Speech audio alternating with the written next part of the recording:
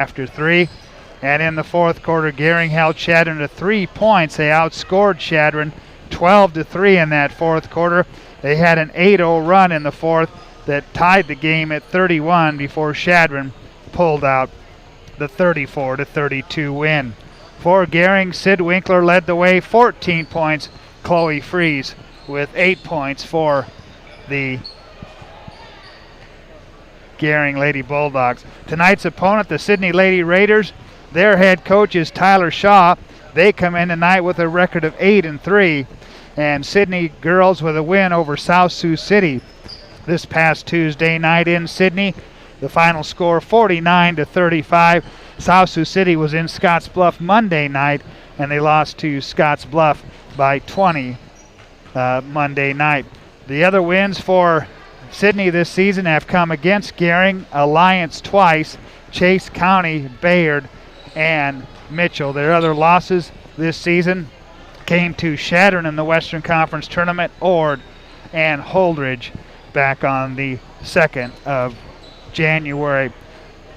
These two teams met up back on the 3rd of December, first game of the season in the Western Conference Tournament, and Gering lost to Sidney in a close one, 55-52. Gering led 15-14 after the first quarter, and they were outscored by Sidney in the second, 14-8, and Sidney led 28-23 at halftime. Gering outscored Sidney in the third, 15-14, but trailed by 4, 42-38 going into the fourth quarter, where Gering outscored Sidney 14-13 in the fourth, but came up just a little bit short. Chloe Fries led the way back on December 3rd with 14 points. She had 5 rebounds. Kiera Weil with 12 points. Nikki Todd had 12 points, and she added 9 rebounds to that. Carly Pazanka with 5 points against Sidney the first time out, but she contributed 13 rebounds for Gering, and Sid Winkler had 8 points. Well, Chris Cottrell caught up with Gering head coach Steve Land. That interview's next as the High Plains Spas and Recreation pregame show continues after this on 93.3 KMOR, KMORFM.com, and tonight on KNEB.TV.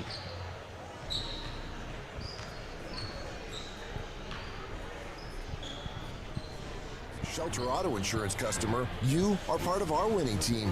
This year, you're driving less and having fewer accidents, so Shelter is lowering auto insurance rates. Not a current customer? Contact your local Shelter agent for a free quote. Shelter Insurance, we're your shield.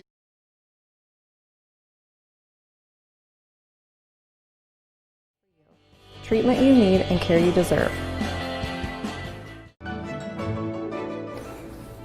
This chair is way too big. It's perfect for us. This one's tiny. That's because it's mine. Hey, this chair is just right.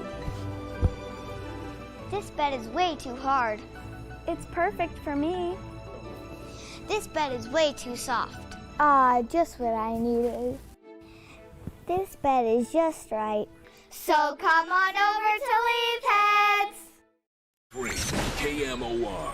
We're back tonight on the Rural Radio Network. Coverage for Gering in action here against Sidney. Girls and boys. 93.3. Chris Cottrell. Get you back to Jeff Kelly for the action shortly, but let's catch up right now for pregame coaches' comments with Gering girls head man Steve Land. Pregame coaches' thoughts brought to you by The Zone at Scottsbluff Screen Printing. She's Shane Wilson and his staff, and you can be in The Zone all season long. Coach, we visited quickly before you guys headed off to Hershey last week, and you guys were able to win both games there, but you come back midweek action up at Chadron this week. Always tough place to go. I see a 34-32 girls score anytime at Chadron. I'm not surprised. Walk us through the ball game. I know you guys came out on the wrong end of it, but what'd you make of the action? You know, it was a tough ball game. We talked about moving forward as a team after winning the tournament, and it was a very winnable game.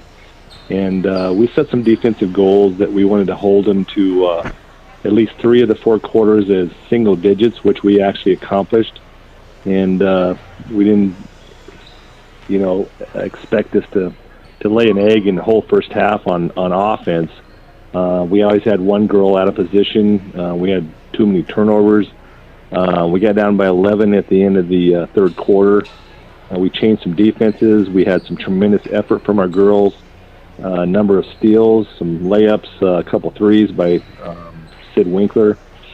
And we're down 1 with about 2.5, 3 minutes to play, and we had 8 or 9 possessions that we could have scored a basket to tie or take the lead, and we never could make a basket. So it was a tough game overall, but we got to move on. We got a tough game with Sidney coming up. In a low-scoring game, falling down by 11 going into the fourth, that makes it tough to overcome, and you expend some of that energy to get close. And I mean, I know it's a catchphrase, but you expend the energy, and sometimes it feels like teams never can get over that final hump. But 8 or 9 possessions, you guys had a lot of opportunities, obviously. Yeah, we really did, and I look back on there, I watched film, I studied it closely, and we called a couple timeouts, we drew up some plays, one girl didn't screen where she's supposed to. It was just a frustrating night overall. We had a number of kids that didn't shoot the ball very well, and I really felt like, if we could get the lead, we could go ahead and win the game, but we never could get over the hump, like you said. And so, it was a tough ball game overall, and like you said, Shattern is a tough place to play. It's a shorter court. They actually had a student section for the first time that we'd seen all year, and, it was loud and crazy like girls basketball, like high school basketball should be. And, hopefully later on in this year we can get some student section back for our group as well. Let's talk about the Lady Raiders coming in here. You played them on opening night. And I know you've watched a ton of film, so I know you've kind of followed their progression. How much have you improved? How much has Sidney improved, and what does that mean for tonight? I think it's going to be a defensive battle. It always is the second or third time we play them. They know every single play that we run. We know pretty much all their plays as well, and we know where they're going to try to score. And they'll always have a couple aces in their pocket, and we'll have a few things going as well. So always a fun night. It might be some ugly basketball, but it'll be two teams really battling, and it's a matter of who can step up. I've watched all of the Sidney games this year, about 7 or 8 of them on film, and they've got down early in a few games, but they don't panic. They go ahead and play the game out, and by the fourth quarter, they usually go into all-out full court pressure.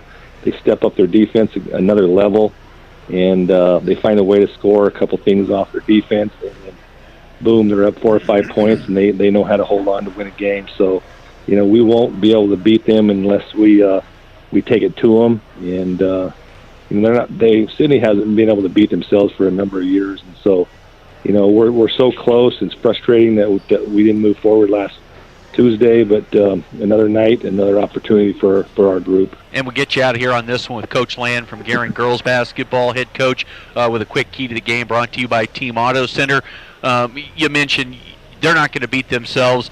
They know what you're going to do. You know what they're going to do. Or sometimes it just comes down to toughness and a will to win in these type games. Yeah, it really does. And I think Sidney's had that. We've got to find a way to develop that. We've worked on it. We've done all kinds of psychology stuff, and we'll get there. It's a frustrating process, but they're going to rebound. They're going to be physical. They're going to overplay defensively.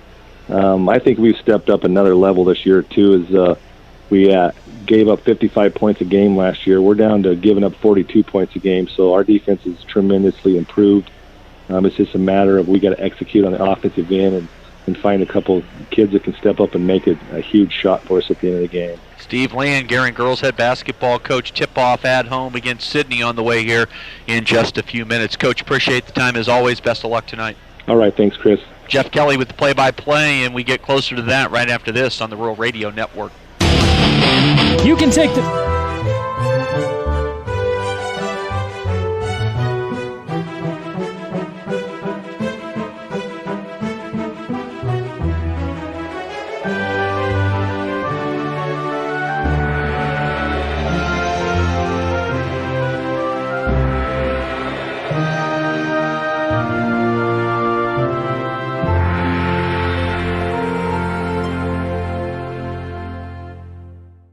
Many Many people count on space heaters and electric blankets to help stay warm in the winter. Here are a few safety tips. Space heaters need space all around them. Only buy space heaters that are tested and labeled by a national recognized facility. Before using a space heater or electric blanket, inspect the cord for cracks or warm spots. Finally, turn off electric blankets when not in use. Space heaters and electric blankets can provide needed comfort or can be deadly if not used with care. So use caution this winter season. This message is brought to you by Chimney Rock Public Power District, your touchstone energy partner, the power of human connections. School as the Gering Bulldogs return home for the second time this season, but the first time in 2021 and the first time since the Western Conference Tournament. Gering at home until the end of the month of January pretty much, as they will take on Sidney here tonight. Then next Friday, Gordon Rushville comes to town, and then they'll follow that up playing Campbell County, Wyoming. Gillette High School will be in here next Saturday. Then Shadron makes a return trip on the 22nd of January. Follow that up with the Scottsbluff Lady Bearcats coming in on the 23rd, and then the homestand finishes up on the 26th of January when Torrington comes to town. And then the Lady Bulldogs on the road for 3 straight at Bayard on the 28th, Alliance the following night, and then they'll travel to Sidney as these two teams will meet up on February the 5th, and they'll finish it up with McCook and North Platte in the shootout, and then they'll finish up the regular season on the road in Scottsbluff. Let's take a look now at the starting lineups for Sidney. They will start this way. It'll be Brianna Ross, 5'2" and a junior, averaging 5 points a game. Morgan Jaggers, a 5'8" senior, averaging 6 points a game. Aleka Campbell, 5'7" and a junior, averaging 8 points a game. Jersey Missigatis, a 5'7" senior, she averages 3 points a game. And Carly Sylvester, a 6' senior. Carly Sylvester averaging 10 points a game and 7 rebounds a game for Sidney. Gering will start as they usually do. It'll be Sidney Winkler, a 5'3" junior, averaging 13 points a game. Kiera Awayo, a 5'3" senior, averaging 9 points a game. Chloe Fries, a 5'7" senior, averaging 9 points a game. Carly Pazanka, a 6' and a sophomore, averaging 5 points a game. And rounding out the starting 5 for Gering, it'll be Nikki Todd, a 6' sophomore, averaging 3 points a game for Gering. Let's take our final timeout. We'll come back with the opening tip from Gering. This is high school basketball on 93.3 KMOR, KMOR FM, and on KNEB.TV.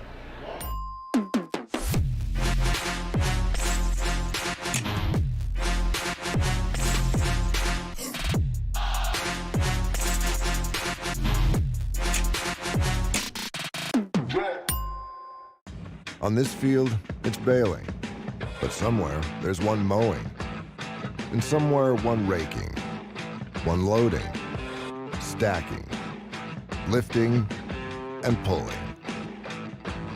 Our full lineup of utility tractors is built to get any job done right. The Kubota M-Series. Your Kubota dealer is Sandberg Implement in Gering.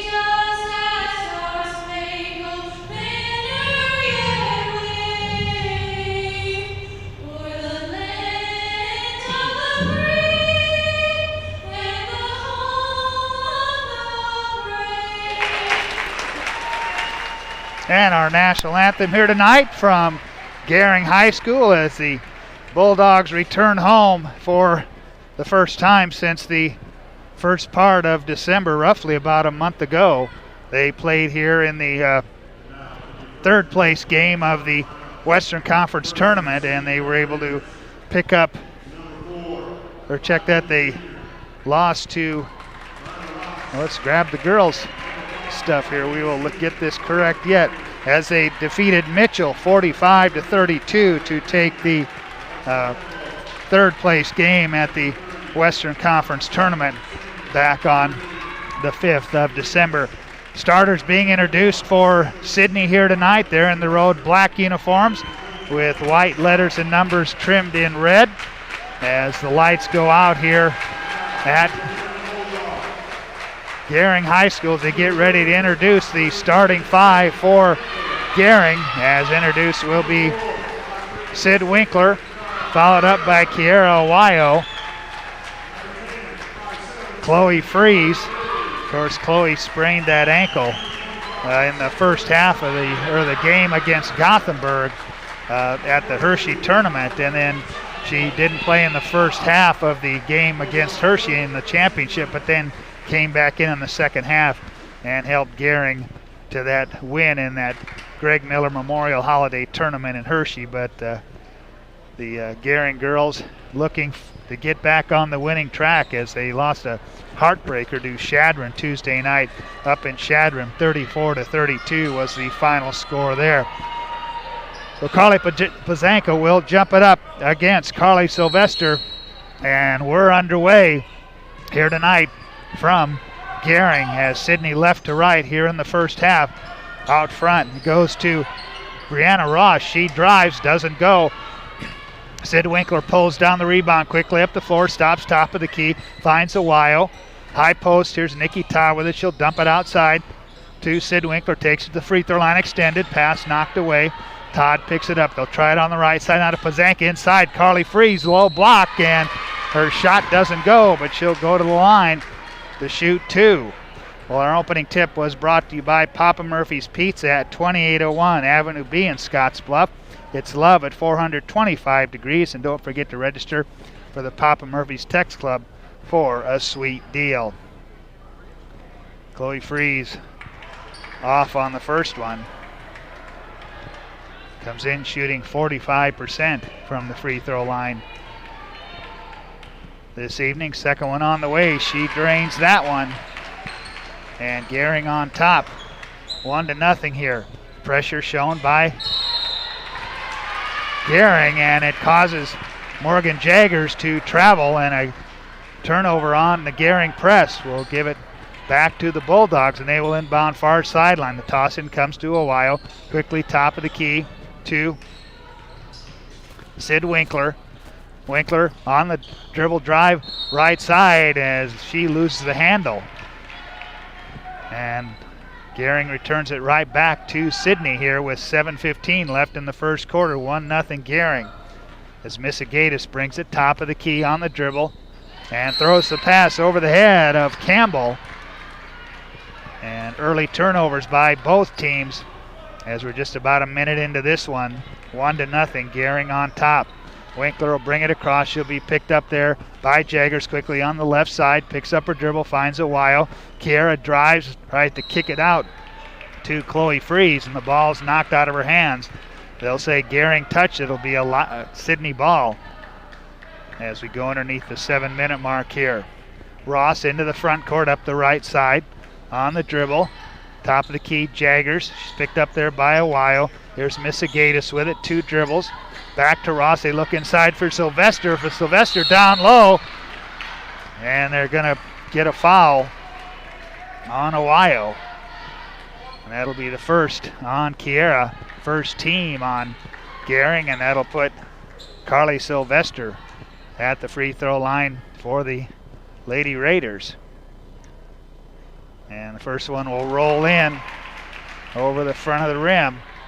And we're tied at 1 here early in the first quarter from Gering High School as Sylvester can't convert on the second one, and Gering quickly the other way as they work right to left. Ohio on the right side. Brings it top of the key to Freeze quickly in the corner. Sid Winkler left side. Sid inside the arc. Picks up her dribble. Ball knocked around. And they're going to give it to Sidney. Slow start to this one for both teams. Ross into the front court. Top of the key on the dribble. Here's Campbell with it. Drives into the paint. Up off the right side. She lays it up and in. 3-1. 6:07 left as the three ball by Winkler off the mark, off the pass from Nikki Todd. Alliance quickly the other way. Loose ball. They'll get it down low. Jagger, she drives and scores. And a quick two there. And Sidney jumps out to a 5-1 lead. And a timeout, a 30-second timeout taken by Gering, and we will keep it right here. Well, for more than 125 years, Wells Fargo Advisors has created wealth management and investment strategies aimed at achieving our clients' personal financial goals. Call Ryan Windhorst at 632-7561. Together, we'll go far. Girl-boy doubleheader here tonight for you in Gering, as the Gering boys got a win Tuesday night in Chadron for their third win of the season against 7 losses, while the Sidney boys come in at 6-4, and they are riding a 2-game winning streak. Out of the timeout, Gering with the ball. Winkler into the front court on the right-handed dribble, looking, now picks it up. Pazanka pops out, quickly to Ohio on the right side. Kiera on the dribble, looking back to Winkler. Winkler into the paint, kick out, Chloe Freeze. Chloe into the paint, spin move off the right side, and it rattles in for Chloe Freeze. She's got all 3 of Gering's points, and they trail by 2. Sidney the other way. Campbell driving, shot partially blocked, gets it back. Kick out to Misagata. She misses on the 3. And very quickly, Gering the other way, a chance to tie. Freeze dumps it inside. Pazanka low block. Carly misses a shot, as ball goes out of bounds, and it'll be Sidney's ball. 5:02 left in the first quarter, 5-3. Gering trailing it by 2. 3/4 court pressure. As Ross trying to avoid the double team, and she overthrows Campbell, and they'll say Campbell touched it last. And Gering will have it once again. And a chance to tie with the 2, take the lead with the 3 here. Into the front court. As Sid walks it across. Picked up there by Jaggers. Picks up her dribble, high post. Pazanka, she'll hand it back to Winkler. Ball knocked away. And they'll say Winkler traveled with the ball. And that'll quickly bring Maddie Seiler into the Gering lineup, and a wholesale substitution by Sidney. That'll be Weiser, Wachtel, Biesecker, along with Katie Ramsey. They go down low quick to Biesecker, and she loses the handle on the ball, but they'll say Gering touched it last. And Reese Riddle also into the ball game. She will inbound underneath the Sidney basket. Baseline left, quickly, 3 ball on the way. Katie Ramsey off the back iron, pulled down by Winkler.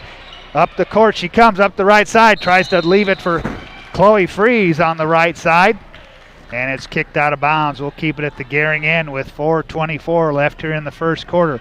5-3, Sidney leading it early in this first quarter. Quick in to Chloe Freeze, top of the key. Free throw line to Seiler. She has it knocked away in the hands of Carly Pazanka, and Pazanka from 10 feet away misses it. Biesecker comes down with the rebound for the Lady Raiders. She'll give it up to Katie Ramsey. Ramsey at the top of the key. Finds Reese Riddle on the wing.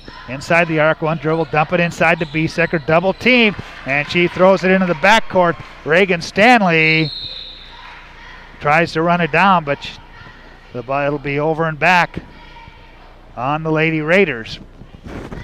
And Gering is set to inbound underneath their own basket once again with 3:56 left. Quickly into Ohio. Top of the key, here's Seiler with it, holds right back to Ohio. One dribble. Now Kiera drives, loses the handle, and they'll say it goes off the knee of Awayo, and the turnover gives it right back to Sidney. Gering in the home white uniforms here tonight. Blue letters and numbers trimmed in gold. Ramsey into the front court. Dump it inside Biesecker. She'll hand it right back to Weiser, who puts up a shot too strong off the glass. Biesecker's put back, blocked by Freeze. Pazanka comes down with the rebound. Freeze up the right side. Off balance shot off the glass. Pazanka rebound. Put back drops in. Carly Pazanka with her first two, and we're tied at 5. 3:19 left here in the first quarter. Ramsey quickly up the floor. They dump it inside one more time. Biesecker turn it on. That's partially blocked by Pazanka. Outlet quickly to Chloe Freeze. Freeze up the right side off the glass. Shot doesn't go, but Chloe will go to the line to shoot 2. As the foul was on Reagan Stanley. She'll pick up her first, team second, as Chloe Freeze at the free throw line for the second time here in this first quarter. First one misses, and now the line change for the Lady Raiders as the starters come back in to the Sidney lineup.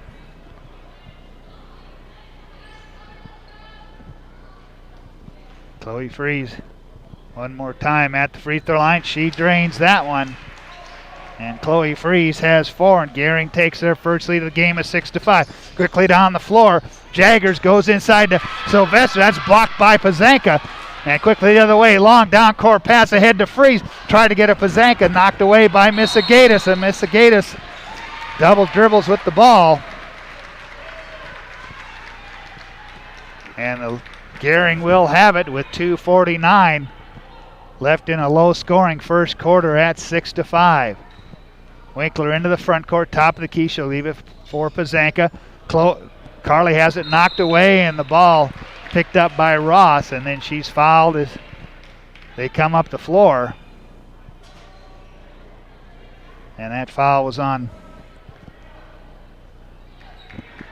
Carly Pazanka. She'll pick up her first, team second. 6-5, Gering on top. Ross to the left side to Jaggers. To Sylvester, she'll go drive up the left side, up the right lane, and fouled on her way to the basket. And the foul was on Nikki Todd. That'll be her first, team's third. They lob it in to Sylvester, shot off the glass and in. And Sidney takes the lead back, 7-6, 2:21 left. Pass tipped away, picked up by Campbell on the run out. Campbell's shot too strong, but she's fouled.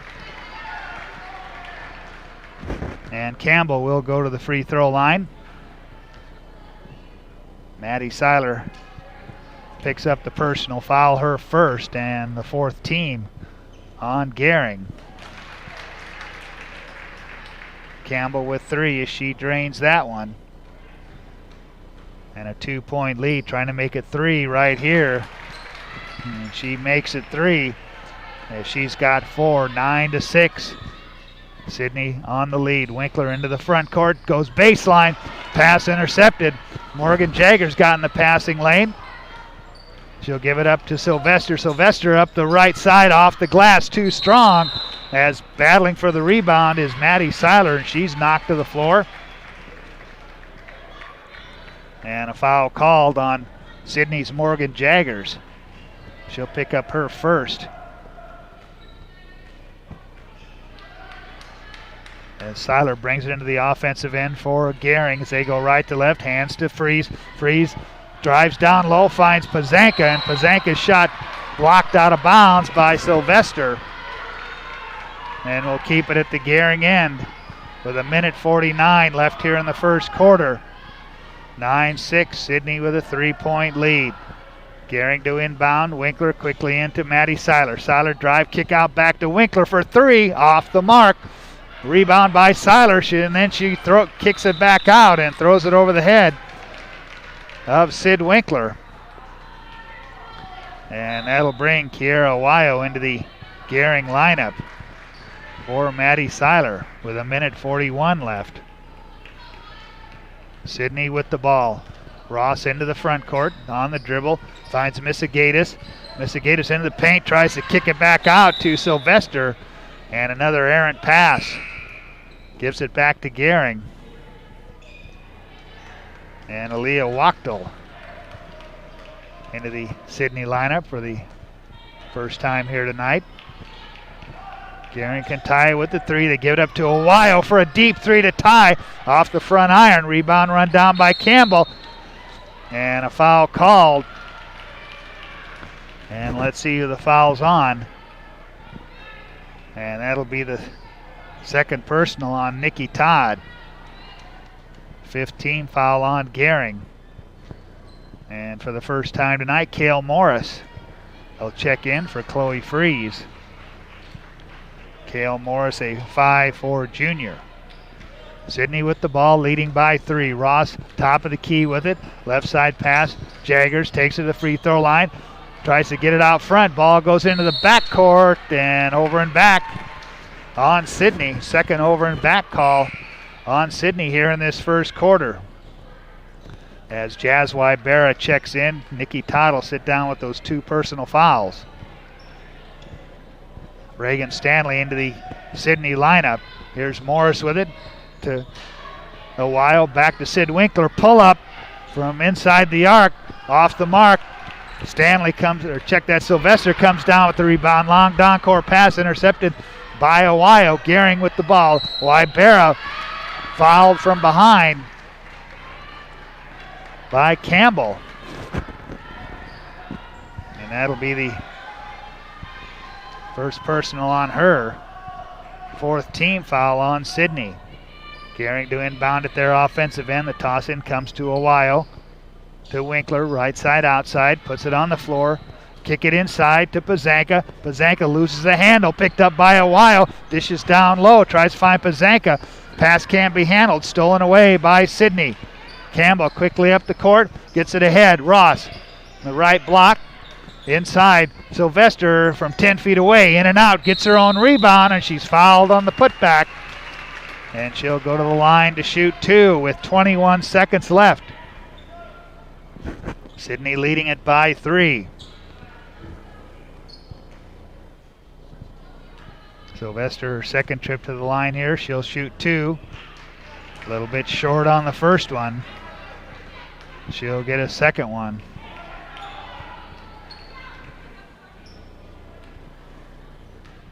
Sylvester's second charity toss, that one through the bottom of the net. And it's a 4-point Sidney lead with 20 seconds left. Quickly up the right side of the court is Sylvester to Awayo. Kiera drives, kick out, Cale Morris along the baseline in the corner. Now they work at top of the key as Winkler drives, the runner off the glass. It'll drop in for Sid Winkler. 10-8, and a shot by Sidney at the end of the quarter comes up short. At the end of one, it's Sidney 10, Gering 8 on the West Coast scoreboard. For more than 162 years, FNBO has been with you where you are. A bank committed to helping you earn more and save more, so you can do more, both big and small. It's what you can expect from the great big small bank. When you call Gering Valley Plumbing and Heating, you will have options. Repair it, rebuild it, or update it. Whether your furnace stops working or your bathtub won't drain, Gering Valley Plumbing and Heating provides the services you need to be comfortable. Weekends, holidays, or late nights, we will be there. With over 30 years of service, our certified technicians and cutting-edge technology can keep your systems running at their peak efficiency. Gering Valley Plumbing and Heating, every time we enter your home, we leave it a better place to live. We go to the second quarter with Sidney leading Gering by 2, 10-8. In a low-scoring first quarter here in the second line for the Sidney Lady Raiders has checked in as we see Weiser in there along with Biesecker. A couple of the starters still out there, but Katie Ramsey into the Sidney lineup. Gering with the ball. Winkler on the right side to Pazanka. Starts to drive baseline. Drops down low. Chloe Freeze too far underneath. Shot missed. Tipped out of there by Jaggers. Jaggers quickly up the floor. They'll leave it for Emily Weiser. She's got it top of the key. Picked up by Ohio. Throws the ball away. Jazz Wybera there. She starts the second quarter for Gering. Winkler ahead to Ohio. As she starts to drive baseline, she's fouled by Katie Ramsey, the freshman. That'll be the 5th team foul on Sidney. Quick on the inbounds to get it to Freeze. Winkler on the right side tries to go baseline, and it's tipped away from Freeze. We'll keep it at the Gering end. They work right to left. Kiera gets it in quickly to Wybera. Her shot blocked by Weiser. And that'll put Jazz Wybera at the free throw line. Weiser picks up her first personal foul. Both teams with 16 fouls here in the second quarter. First one on the way from Jazz, off the mark. Jazz shooting 89% from the free throw line. She will get a second one here, try and make it a 1-point Sidney lead. Second one on the way. That one drops through for Jazz Wybera. That makes it 10-9. Quickly up the floor. Here comes Jaggers, high post to Misagatis. They work it downside to Biesecker, and her shot blocked by Pazanka, the jump ball, and the possession arrow will give the ball to Gering with 7 minutes, 8 seconds left here in the first half. 10-9. And let's double check. Apparently the possession arrow did not get changed, so it'll stay with Sidney. They will inbound baseline right underneath their own basket. Lob inside, Biesecker to the basket, off the glass, too strong, gets her own rebound. And Pazanka got a hand in there. But they're going to give the foul to Jazz Wybera. And it'll be her first, and Biesecker at the free throw line. She drains that one. 2-point Sidney lead here with 7:04 left. Second one on the way. That one off the back iron. Rebound tipped around. Controlled by Sidney. Weiser with it on the left side. Dump it into Biesecker. Chloe Freeze got a hand in there. Freeze up the right side into the paint, into the basket. Off the shot doesn't go. She'll get her own rebound. 2 tries, doesn't go down, and Jaggers comes down with it for Sidney. Head to Biesecker against Pazanka. That's blocked by Pazanka into the hands of Jaggers. She throws up an off-balance shot, won't go. Rebound run down in the corner by Winkler. Long down court pass ahead to Jazz Wybera. She holds it. Lob pass out on top. Here's Winkler with it. Take it to the right side, 2 dribbles. Back to Jazz Wybera. Right side to Pazanka along the baseline. Chloe Freeze controls. She'll take it to the wing. Now she'll take it to the free throw line. Kick out Winkler. 3-ball, top of the key. Count it. Sid Winkler with 5. And Gering on top. 12-11 with 6:06 left here in the first half. Biesecker on the left side. Picked up there by Pazanka. Looking. Now she'll bounce it down low to Ramsey. Back to Biesecker. She cuts to the basket and she lays it up and in. Sidney takes the lead back 13-12 with 5:48 left. They go inside to Pazanka, and a blocking foul called on Biesecker. And that'll be the 7th team foul. Both teams with 17 fouls, and Carly Pazanka at the free throw line to shoot the 1-and-1. Sylvester, Campbell, and Ross into the Sidney lineup, and here comes Nikki Todd. She's coming in for Carly Pazanka, and with those 2 personal fouls.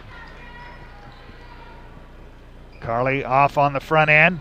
Sylvester comes down with the rebound. Ahead to Jaggers up the left side, inside. And they get it inside to Campbell. She can't score it, and the rebound tipped around. And it'll remain at the Sidney end. Here comes Nikki Todd into the Gering lineup. Reese Riddle in for Sidney. They need to trigger it in. They'll lob it out on top. Ross, high post. Here's Sylvester. She'll spin to the basket off the glass. Doesn't go. And that will put Carly Sylvester at the free throw line. And just that quickly, Nikki Todd picks up her third personal foul.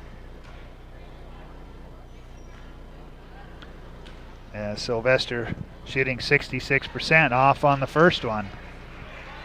5:28 left in the first half, 13-12. Sidney leading Gering.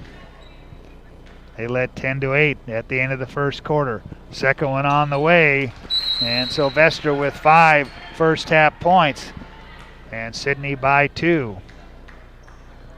And that'll bring Carly Pazanka back into the ball game, and after a short time on the floor, Nikki Todd with those 3 personal fouls has to go to the bench. Maddie Seiler into the ball game.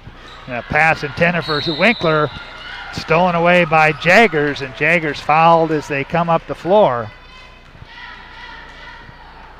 And that'll put Morgan Jaggers at the free throw line. Sid Winkler picks up her second personal foul. 9th team on Gering. And the 1-and-1 by Morgan Jaggers. She drains that one. And once again, Sidney's opened up a 3-point lead, make it 4, as both the free throws are down. 16-12, Sidney by 4. Maddie Seiler out top with the ball, drives right side, tries to bounce to Pazanka. Aaron pass, picked up, and double dribble called on Riddle as the teams come up the floor. So Gering will inbound at their offensive end. They will work right to left. Toss in comes to Seiler, picked up by Ross. Hand it to Ohio. She'll take it from left to right. Now back the left side, left-handed dribble inside the arc, back outside to Maddie Seiler. Seiler drives, kick out, back to Ohio, and a whistle and a foul away from the ball. And they're going to call an offensive foul on Maddie Seiler.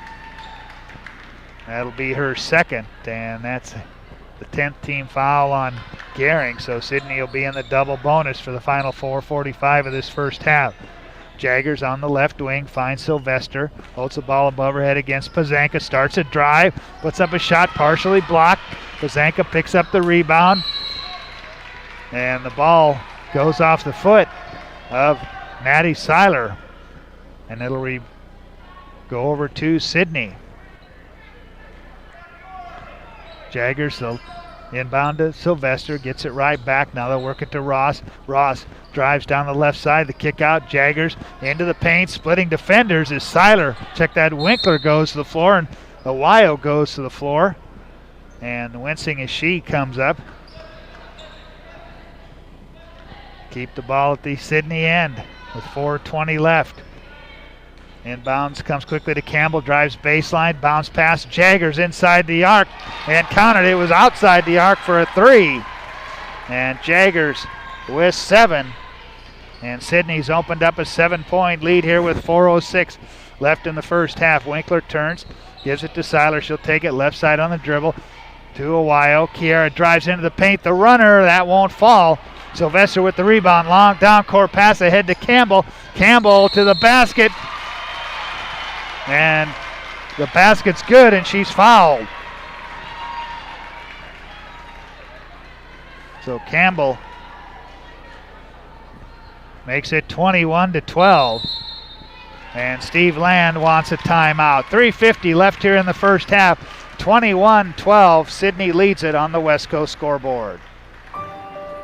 I've struggled with my weight since I was 13, but weight loss surgery changed my life. I've lost 120 pounds, 80 inches, and gained a whole new outlook on life. Weight loss surgery may be the answer to your weight and health problems.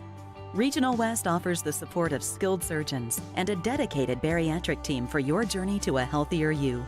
Learn more about weight loss options at Regional West. It's time for a new you.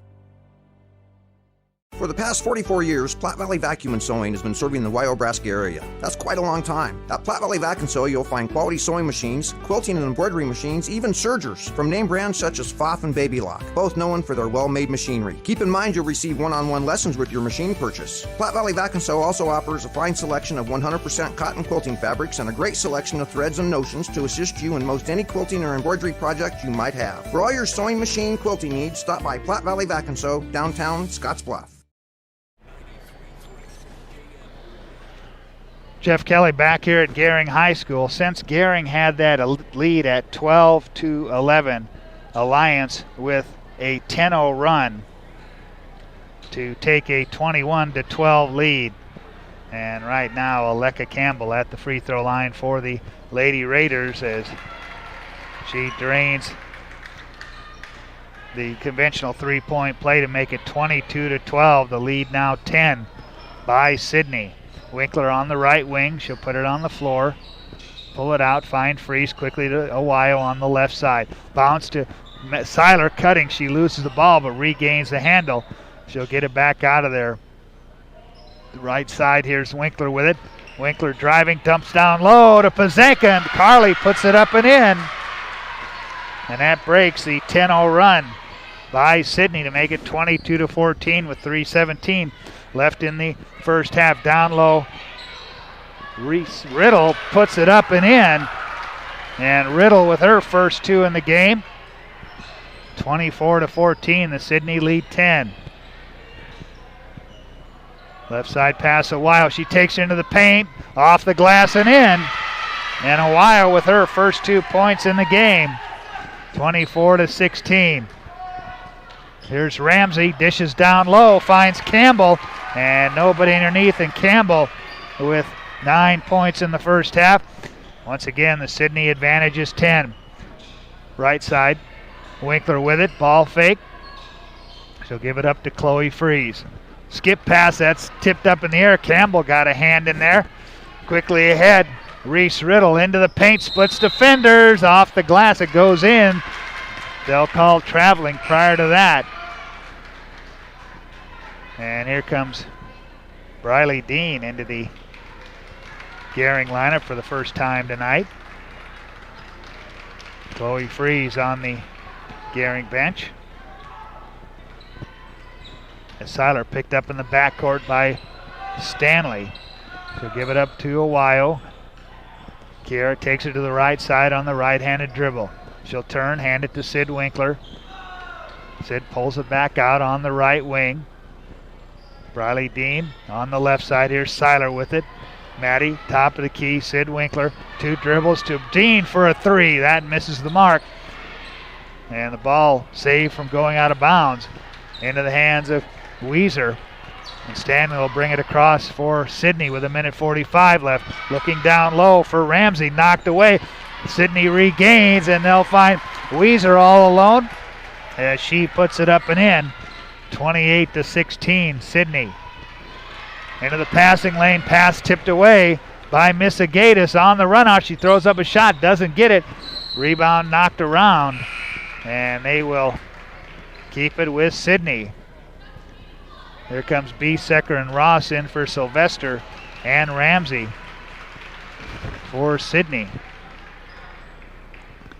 Sidney to inbound at their offensive end. Looking, they'll lob it out on top. Weiser has to make the over-the-shoulder catch. To Stanley on the right wing, back to Ross. Now they work at left side, back to Weiser. Weiser 2 dribbles, Misagatis with it, top of the key. So we near the 1 minute mark, 3 ball on the way, off the mark by Ross. Gering comes down with the rebound, a while, quickly ahead. Winkler on the right side. Sid looks inside, finds Carly Pazenka. She drives to the basket, too strong. Dean with the rebounder, put back off the mark, and the rebound will be Sidney's as it was tipped around. They'll say Gering touched it last.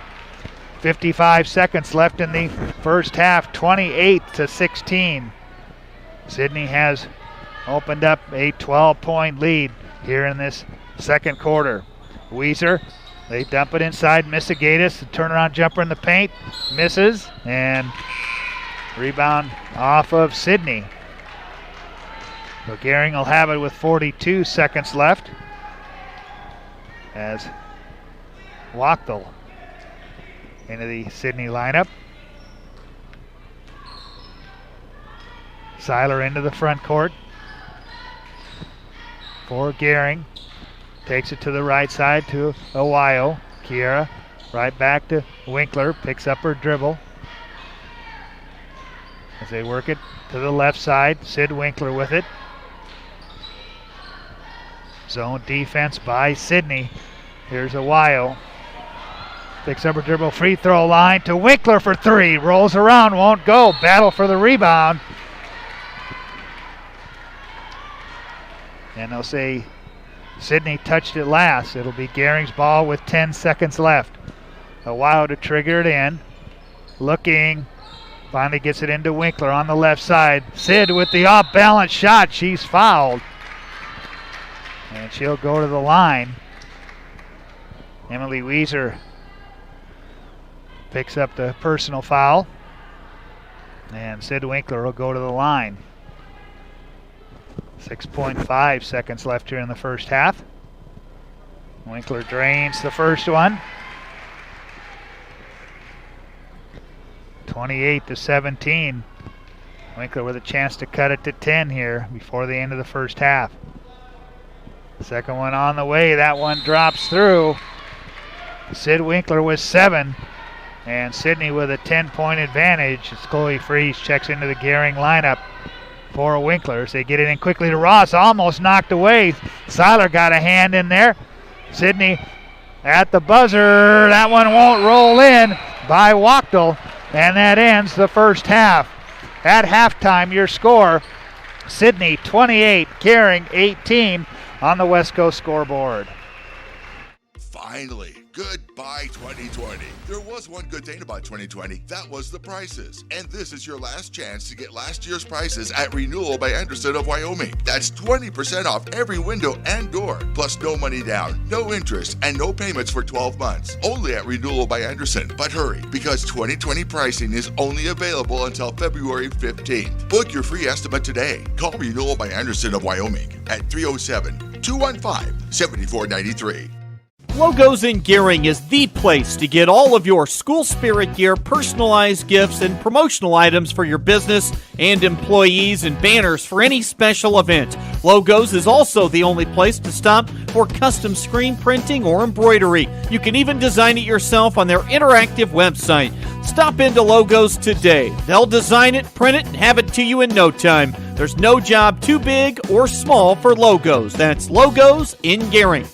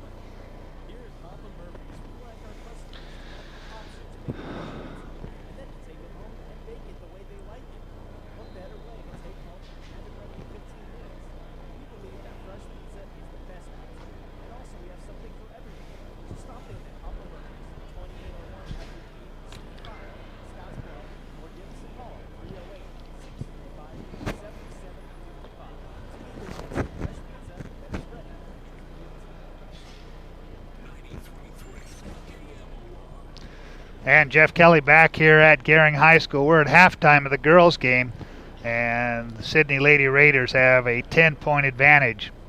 28-18 is your score. Sidney led 10-8 after the end of the first quarter. They outscored Gering in the second quarter by a count of 18-10 to lead here 28-18 at halftime. We'll take a break. We'll come back and recap the individual scoring. But at halftime, it's Sidney 28, Gering 18 on the West Coast scoreboard. Some people think Allstate only protects your car. Here's the truth. Allstate can also protect your home or apartment, as well as your boat, motorcycle, RV, and snowmobile, and even your retirement and your life. Not many insurance companies can say that, but Allstate can. Bundle and save with Allstate. In Gering, call Allstate agent Michael Inglehop for a quote today at 308-436-2123.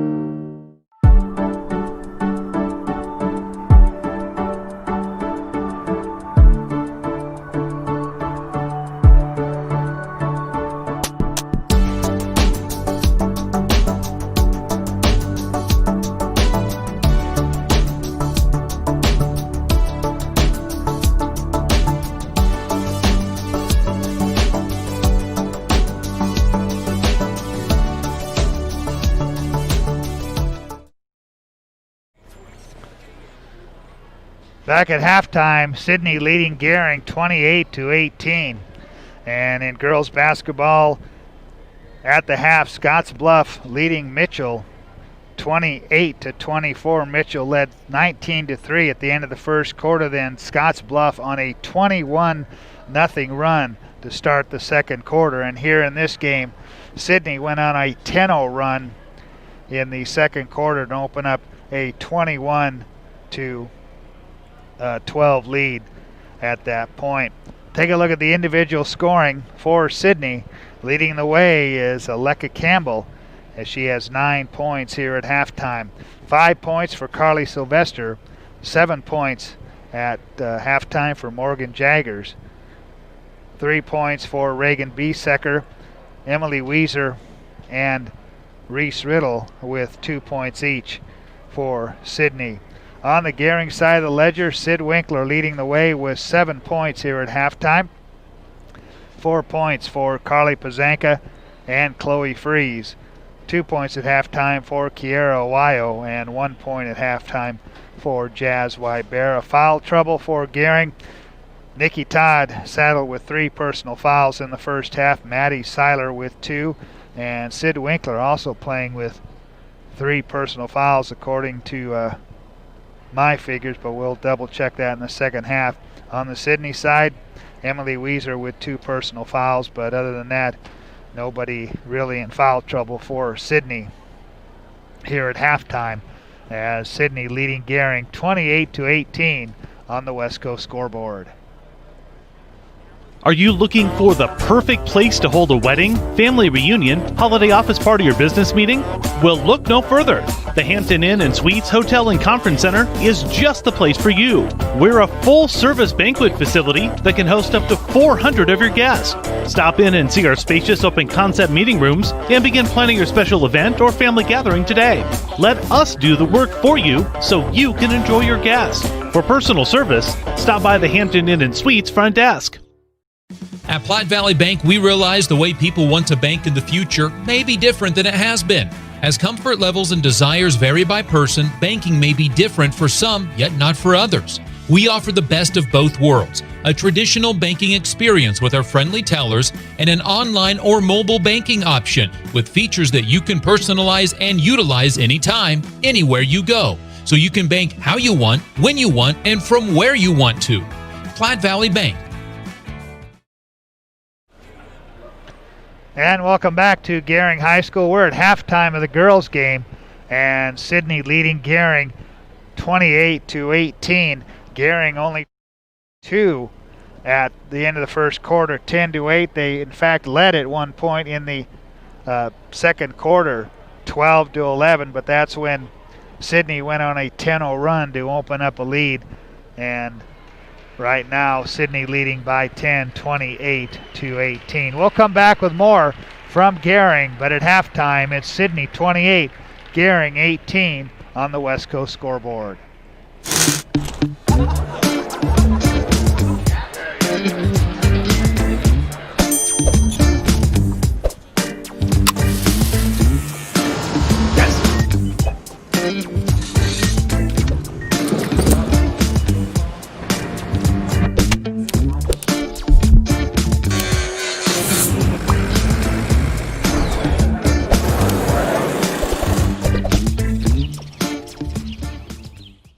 You may look forward to spending the seasons with family in your home, but not when these critters come knocking on your door. That's where Benzel Pest Control saves the day. Family owned since 1976, we provide prompt, professional, and efficient services to keep your home or business safe and secure all year round. With 3 generations and more than 4 decades of service to the Nebraska Panhandle and Southeast Wyoming, Benzel Pest Control is the only name in all seasons pest defense. Back here at halftime at Gering High School, and the Lady Bulldogs trailing Sidney 28-18 here at halftime. Sidney out on the floor. Gering still in the locker room. They should be coming out in just a few minutes. I'm sure a lot to talk about at halftime as the second quarter kind of got away from Gering as Sidney went on a 10-0 run, and they have a 10-point advantage here at halftime.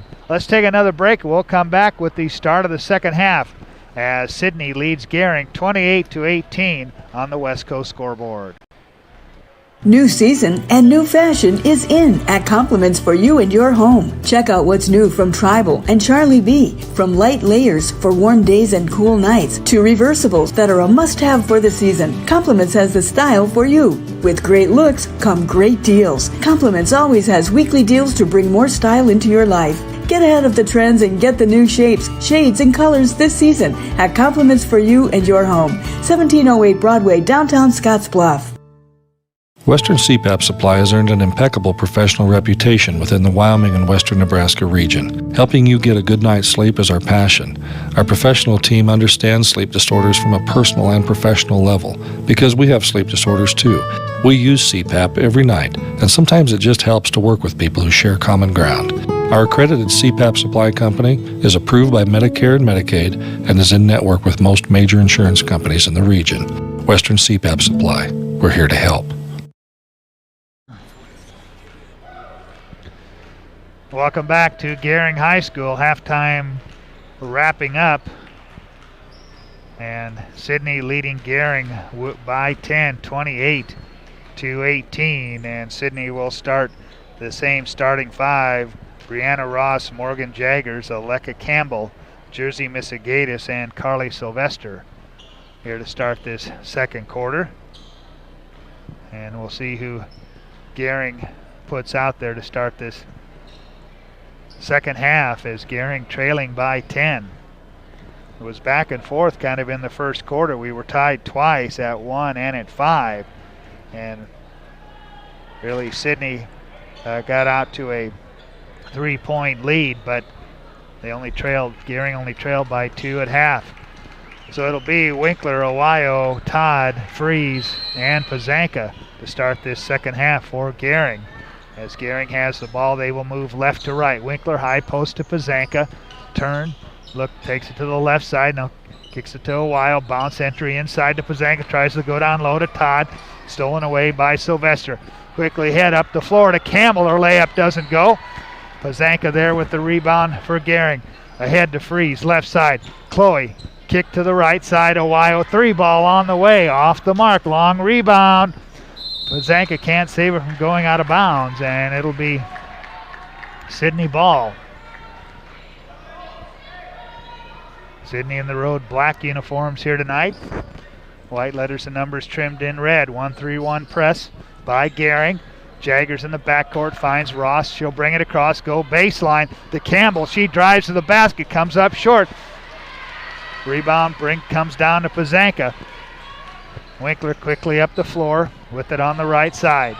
Sid picked up by Jaggers, lose the handle. Todd picks it up back to Sid for 3, and that rattles in. They're going to call it a 2 for Winkler. She's got 9. Sidney with an 8-point lead. Ross out top of the key, Sidney right to left. Here's Missigatis, stops at the free throw line to Jaggers. Left side Ross, looked at the 3, didn't take it. She'll take it free throw line, lob it down low for Sylvester, and Sylvester puts it up and in. Sylvester with her 7th point, and the lead once again 10 for the Lady Raiders. High post, here's Nikki Todd with it. Looking, holds the ball above her head. She'll find Ohio on the right side. To Freeze, back to Ohio. to Winkler. She brings it out, top of the key by the 10-second line, picked up by Jaggers. Takes it left side, right side kick to Awayo for three, rolls around, won't go. Rebound tipped out of there, picked up by Ross, loose on the floor, stolen away by Awayo.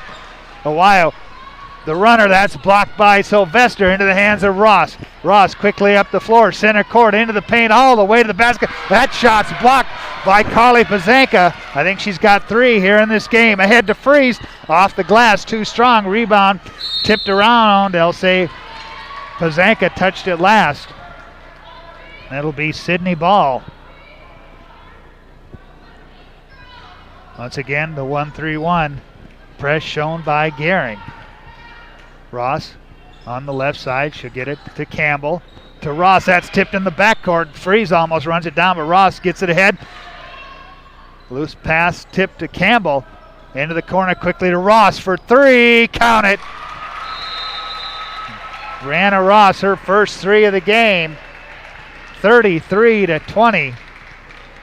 A 13-point Sidney lead and a 30-second timeout on the floor. Well, Monument Physical Therapy in Gering offers the Bumps and Bruises program, offering one free consultation and one free follow-up for all area athletes. Monument Physical Therapy in Gering. Glad you could be with us here tonight on 93.3 KMOR and online at KMORFM.com, and coming to you tonight on KNEB.TV, Allo Channel 190. Of course, we brought you all of the games of the Western Conference Tournament back at the first part of December and set up usually on Allo Channel 15, but now we have two channels, Channel 15 and Channel 190 on Allo. Able to bring Scottsbluff Mitchell game to you tonight on Channel 15 and here in Gering on Channel 190. Back to the action, pressure shown by Sidney. They get it ahead to Nikki Todd. Pull-up jumper by Awayo. And Kiera with her fourth point of the game. 33-20, it's an 11-point lead as Campbell drives. And her shot doesn't go, but she's fouled by Carly Pazanka. That'll be the second on Carly. First team foul on Gering here. 5:10 left third quarter. 33-22. Sidney by 11 as Campbell drives, and she's fouled on the way to the basket. And this could be, and it is, the fourth personal foul on Nikki Todd.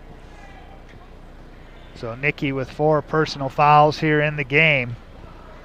And we're not midway through the third quarter as Campbell drains the first one. Led all scorers at halftime with 9. And that gives her 10 points. It's 34-22. And make it 35-22. Sidney, Campbell with 11. Pressure now by Sidney. They get it high post to Todd. She'll go to Awayo. Step back jumper off the mark. Nikki Todd, the rebound putback doesn't go.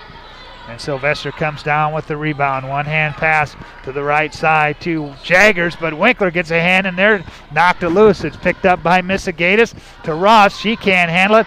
Awayo picks up the loose ball ahead to Freeze on the run out, and Chloe puts it up and in. Chloe with 6. 35-24. 4:29 left third quarter. Jaggers for 3, top of the key, high off the back iron. And a pushing foul down low.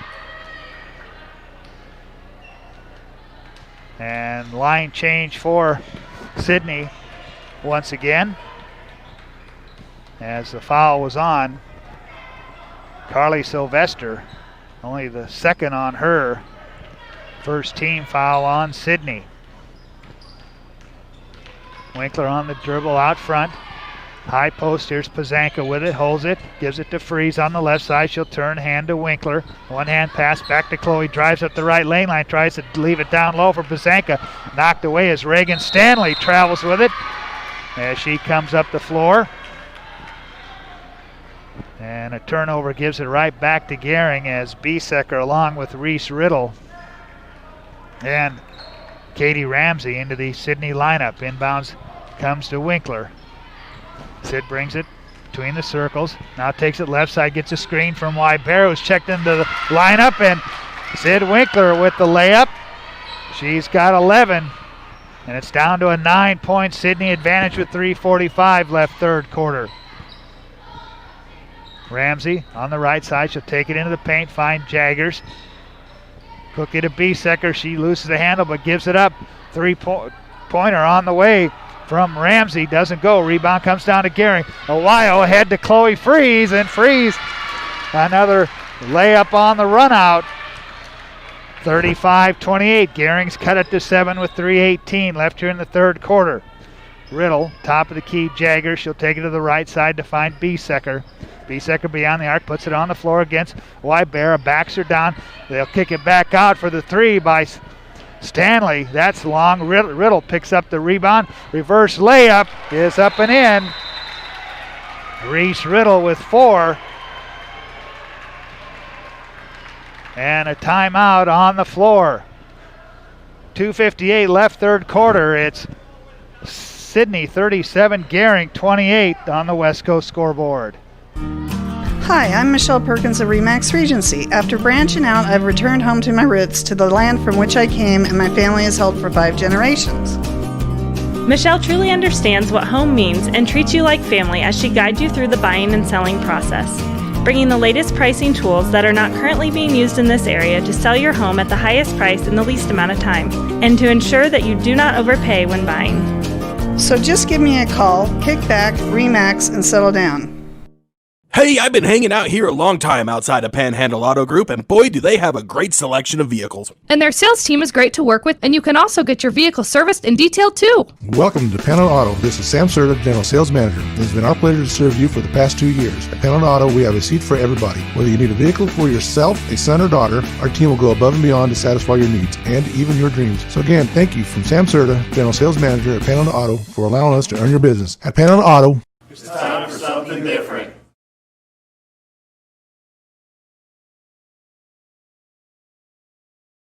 32-28, a 9-point Sidney lead. Winkler into the front court for Gering as they work left to right. Dump it inside, Pazanka. And Pazanka fouled prior to the shot.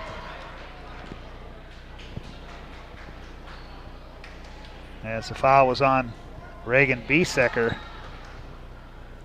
Non-shooting foul, her second, team second. Weil quickly into Winkler. Sid puts it up, comes up just a little bit short. Stanley comes down with the rebound. Pass tipped away. Picked up by Gering. Freeze gets it ahead to Winkler. Sid to the basket. Doesn't go, but Sid draws the foul. And she'll go to the free throw line to shoot 2. Katie Ramsey commits her second personal foul. Sid shooting 73 from the line this season. And the first one will roll in. And Winkler leading all Gering scores with 12 points. Second one on the way from Winkler. That one off the front iron. Biesecker pulls down the rebound, loses the handle, and will keep it at the Gering end.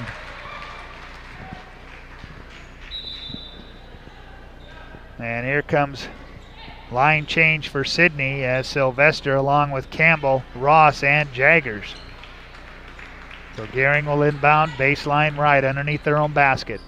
Freeze quickly into Ohio, top of the key to Winkler. Winkler looks down low and throws it over the outstretched hand of Chloe Freeze. And Gering turns it over, trailing 37-29. Pressure once again by Gering. Missigatis in the backcourt, gives it to Ross, picks up her dribble, back to Missigatis, she gets it across. Campbell, bounce down low to Jaggers, can't handle the pass, double team, she'll throw up a shot and draw the foul. And she will go to the line to shoot 2.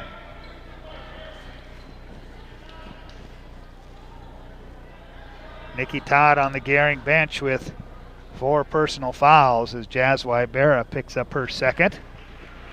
And the first free throw by Jaggers. Off and no good. Second one on the way. That one falls through. She's got 8 in the game. 38-29 Gering. Winkler on the dribble out front. Left side pass. Here's Freeze down low to Pazanka. Pazanka will try to bounce it to Winkler, and she's tied up on the floor in the held ball. And the ball will be Sidney's. Here with 1:58 left. 38-29, Sidney on top.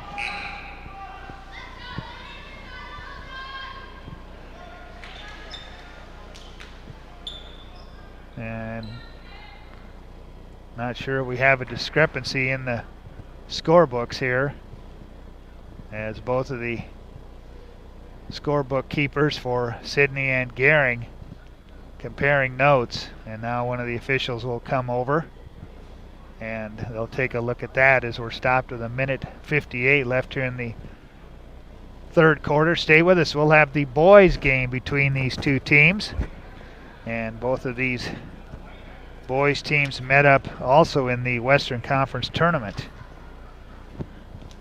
as they played for 5th place in the Western Conference tournament. And just checking, the possession arrow is pointing Sidney's way, so they will give it to Sidney. The toss in comes to Ross, cross court. Misigatis picks up her dribble, trying to avoid the double team. Knocked away in the backcourt. Ross has to run it down the corner. Gets it ahead to Misigatis. Pass tipped up in the air by Pazanka. 10-second call on Sidney. So the Gering press does its job, and they get the 10-second call on Sidney. So Gering will have it. Quickly on the inbound to Ohio. She'll get a screen from Winkler. Skip pass to Wybera. Jazz has it stripped away by Campbell. Loose on the floor. Still loose. Sylvester will pick it up. Gets it ahead to Ross. Ross looking down low. Campbell all alone, and Campbell's shot doesn't go, but she's fouled by Wybera. That'll put Campbell at the free throw line with 1:27 left here in the third quarter. Campbell with 9 points at halftime. And the left-hander off on the first one. And here comes Maddie Seiler back into the Gering lineup for Kiara Ohio.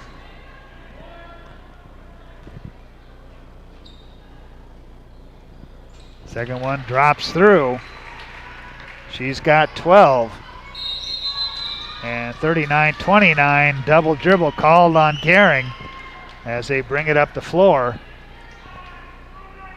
1:24 left here in the third quarter. Ross into the front court for Sidney, finds Misigatis on the left side. She gets a screen from Campbell. Back out on top to Jaggers, quickly to Ross. Ross with it on the left side, one dribble. Finds Misigatis, they work it right side. Jaggers drives, baseline against Winkler. The bounce baseline, Misigatis misses everything on the three. Wybera comes down with the rebound. They get it ahead to Maddie Seiler. We're underneath a minute in the third quarter. Wybera on the left side, drive, kick out, Maddie Seiler. Maddie takes it to baseline, back outside. Wybera for three, off the front iron. Long rebound to Misigatis. Up the left side, 43 seconds left. Sylvester looks down low to Campbell, knocked away behind by Wybera, but she finds Misigatis cutting to the basket, and Misigatis lays it up and in. 41-29, 27 seconds left. Freeze with it on the right side, holds the ball above her head, top of the key. Winkler for three, off the back iron, doesn't go. Long outlet pass ahead to Ross. Ross kicks it to Jaggers, right side corner three, off the mark. Freeze comes out of there with it, loses the handle, picked up by Sylvester from 15 feet away. That's a long rebound off the back iron. And Ross fouled with 1.1 second left. And she will go to the free throw line. Ross with 3 points in the game. And I'm not sure if they've indicated who the personal foul was on yet. And it'll be on Sid Winkler. And they'll say she fouled her on a three-point attempt. So Ross will get 3 free throws here with 1.1 second left. as she rattles in the first one. Make it 42-29. 4 personal fouls on Sidney Winkler. Second one off the mark, so Winkler and Todd with 4 personal fouls. We get set for this fourth and final quarter. Briley Dean into the Gering lineup. Ross is 3rd of 3. She's 2 for 3. 43 points, and that will end the third quarter. At the end of 3, Sidney 43, Gering 29 on the West Coast scoreboard. Hydrozen. Unplug and recharge. What is Hydrozen? It's total body relaxation. It's total body recharge. It's floating weightless on water. Floating your aches, pains, stresses, and worries away. Hydrozen is a revolutionary new therapy using Epsom salt saturated water as a way to relax and rejuvenate your body. And it's now available in Scottsbluff. It is for most ages and has many benefits to the mind and body. Visit hydrozenfloat.com or call us at 308-63-FLOAT. Holiday recycling tips. The holidays bring wrapping paper, boxes, and trees. Remember, when done with these items, recycle them. Wrapping paper can be collected and recycled in one of the city's recycling bins. Boxes can be collapsed and stored to use later or recycled. Finally, your old Christmas tree can be dropped off at this location. This holiday season, give thanks and a start to a healthier new year. Me at Tri-City Stormwater.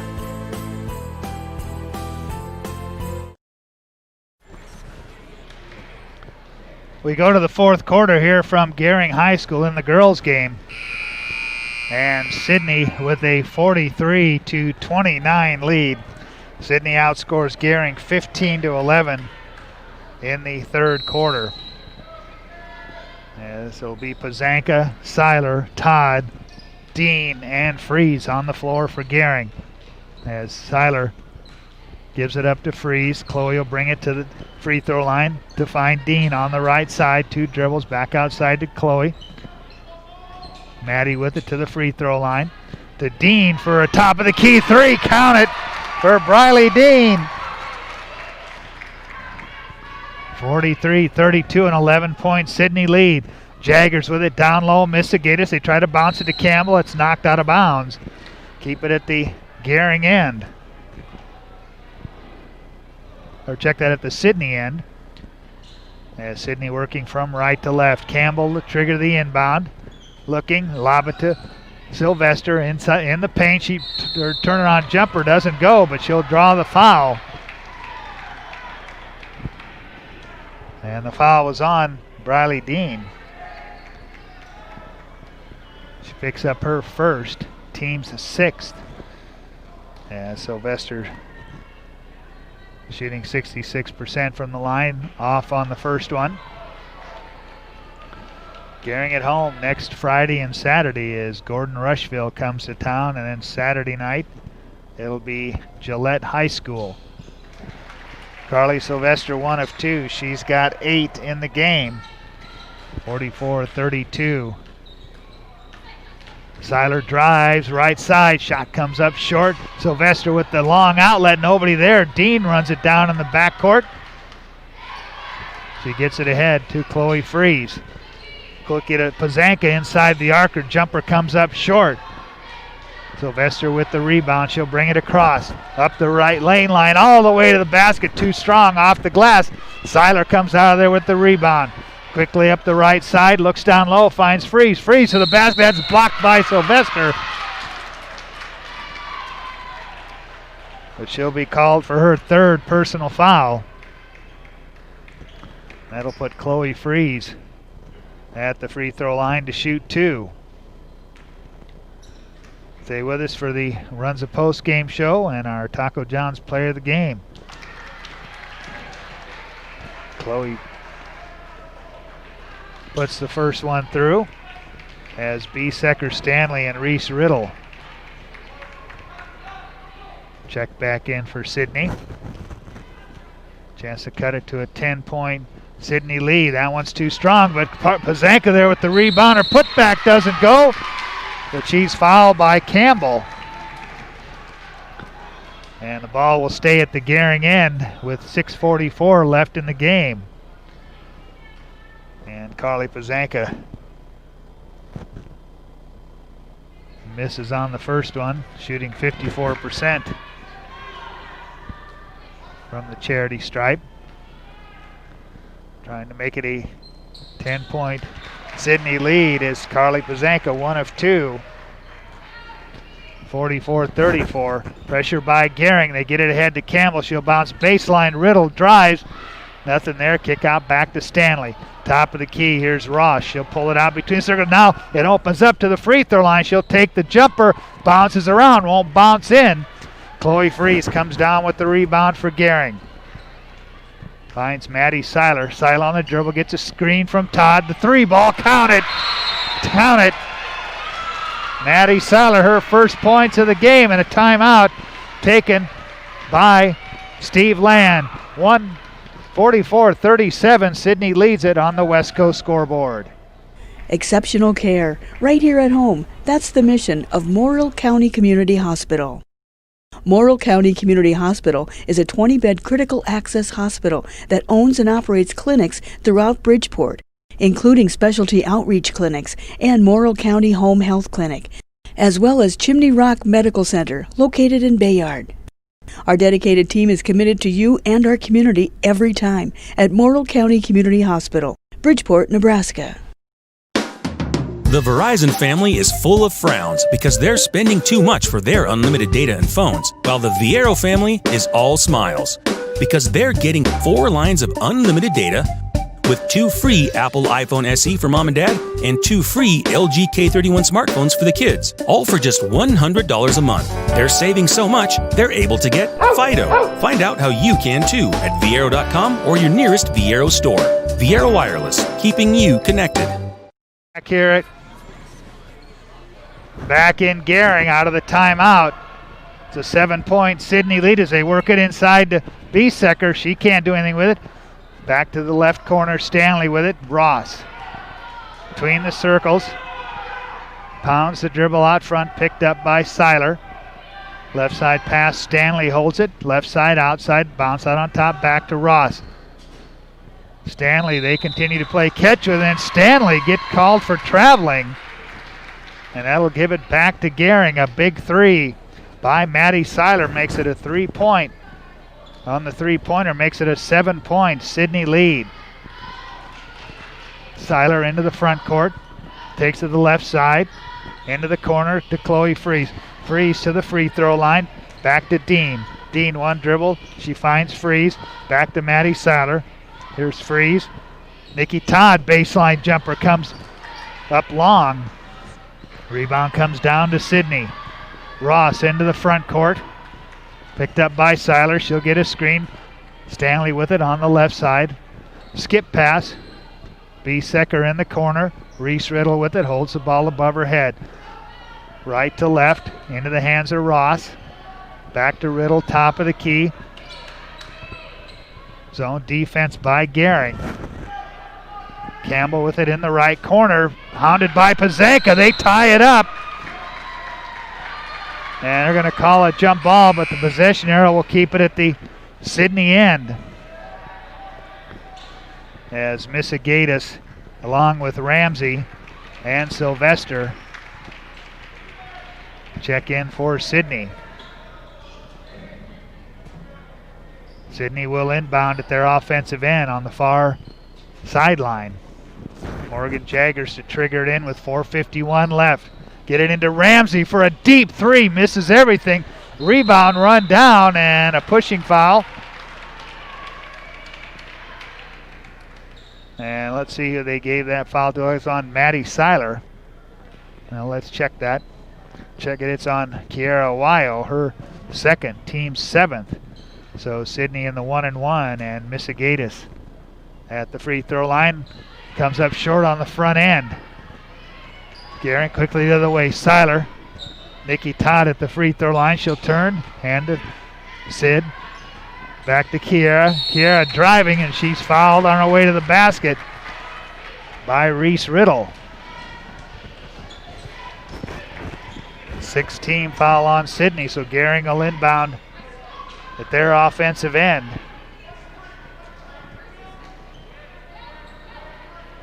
Ohio quickly into Seiler to Winkler. Sid takes it inside the arc, right side into the paint. The jumper partially blocked. And Sylvester comes down with the rebound. The outlet to Ramsey. Ramsey up the court. They work it across. There's Reese Riddle with it. Reese in the corner. Down low, Ramsey and Reese Riddle all alone, and she lays it up and in. 46-37. Sidney with 4:12 left in the game. Seiler out top with it. Takes it to the wing. Looking, hounded by Missigita. She'll hand it to Winkler for a 3-ball. Rolls around, won't go. Rebound tipped around. And it's corralled by Ramsey. Ahead to Sylvester. Missigita's down low. Jaggers, nobody got back for Gering. And that makes it 48-37. And a 30-second timeout taken. We'll keep it right here. Russell's Automotive, your family-owned go-to for all your quality automotive repair needs. And be sure to contact Jennifer Urdialis, your local 5-star lender with Castle & Cook Mortgage, for a simple, friendly, and fast loan process for your home purchase or refinance. Contact Jennifer today. Castle & Cook Mortgage, the key to your castle. Stay with us for the Runza post-game show, and we'll name our Taco John's player of the game, and hopefully get some post-game comments from head coach Steve Landon. We'll get you set up for the boys' game that's coming up next. So for Gering, Pazanka, Seiler, Winkler, Awayo, and Todd on the floor. And Maddie Seiler will bring it into the offensive end for Gering as they work left to right. To Pazanka on the right side to Awayo. Can't get it to Winkler. She was cutting to the basket. They'll try to get it to Seiler, and she's fouled. And that'll be the 7th-team foul on Sidney as Reese Riddle picks up her second personal foul. And Missigaitis back into the Sidney lineup. Maddie Seiler 71% from the line. Misses the front end. As Sylvester comes down with it. Long down-court pass to Campbell. She'll bounce it. They'll work it out to the right side to Ross. Sylvester between the circles. The pass tipped away. A while almost runs it down, but Campbell finds it, then she throws it out of bounds. And a turnover gives it back to Sidney. An 11-point Sidney lead. 3:13 left in the game. Gering with the ball. Seiler at the controls. She takes it on the dribble left side. To Winkler, ball fake. Sid takes it into the paint, and she's fouled on her way to the basket. So that'll put Winkler at the line as Morgan Jaggers with her second personal, 8th team. Sidney with a dozen points, 5 here in the second half. First one in for Sidney Winkler. Get it under 10 with exactly 3 minutes left here. Second one on the way. That one falls through. She's got 14 points. And we've got a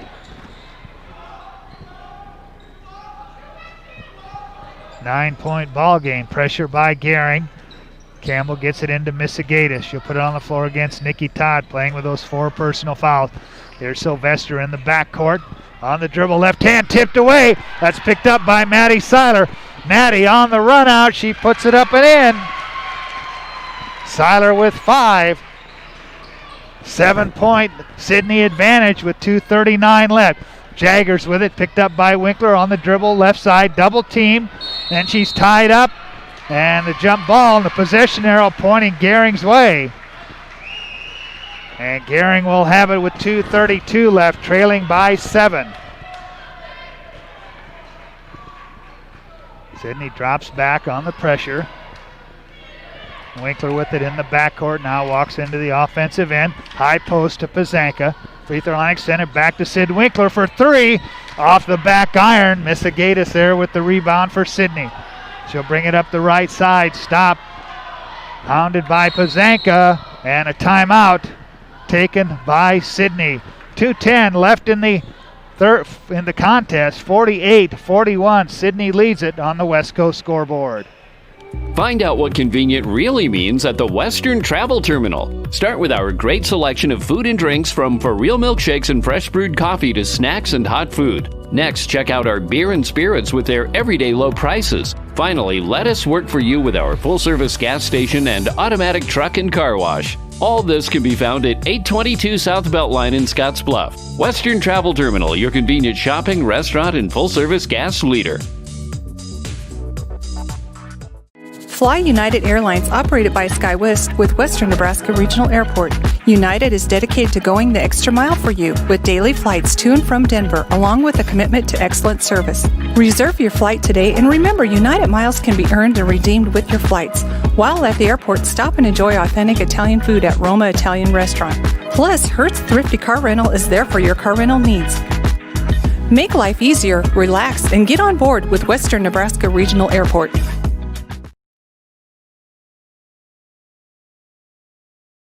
And left in the game, 48-41, Sidney on top.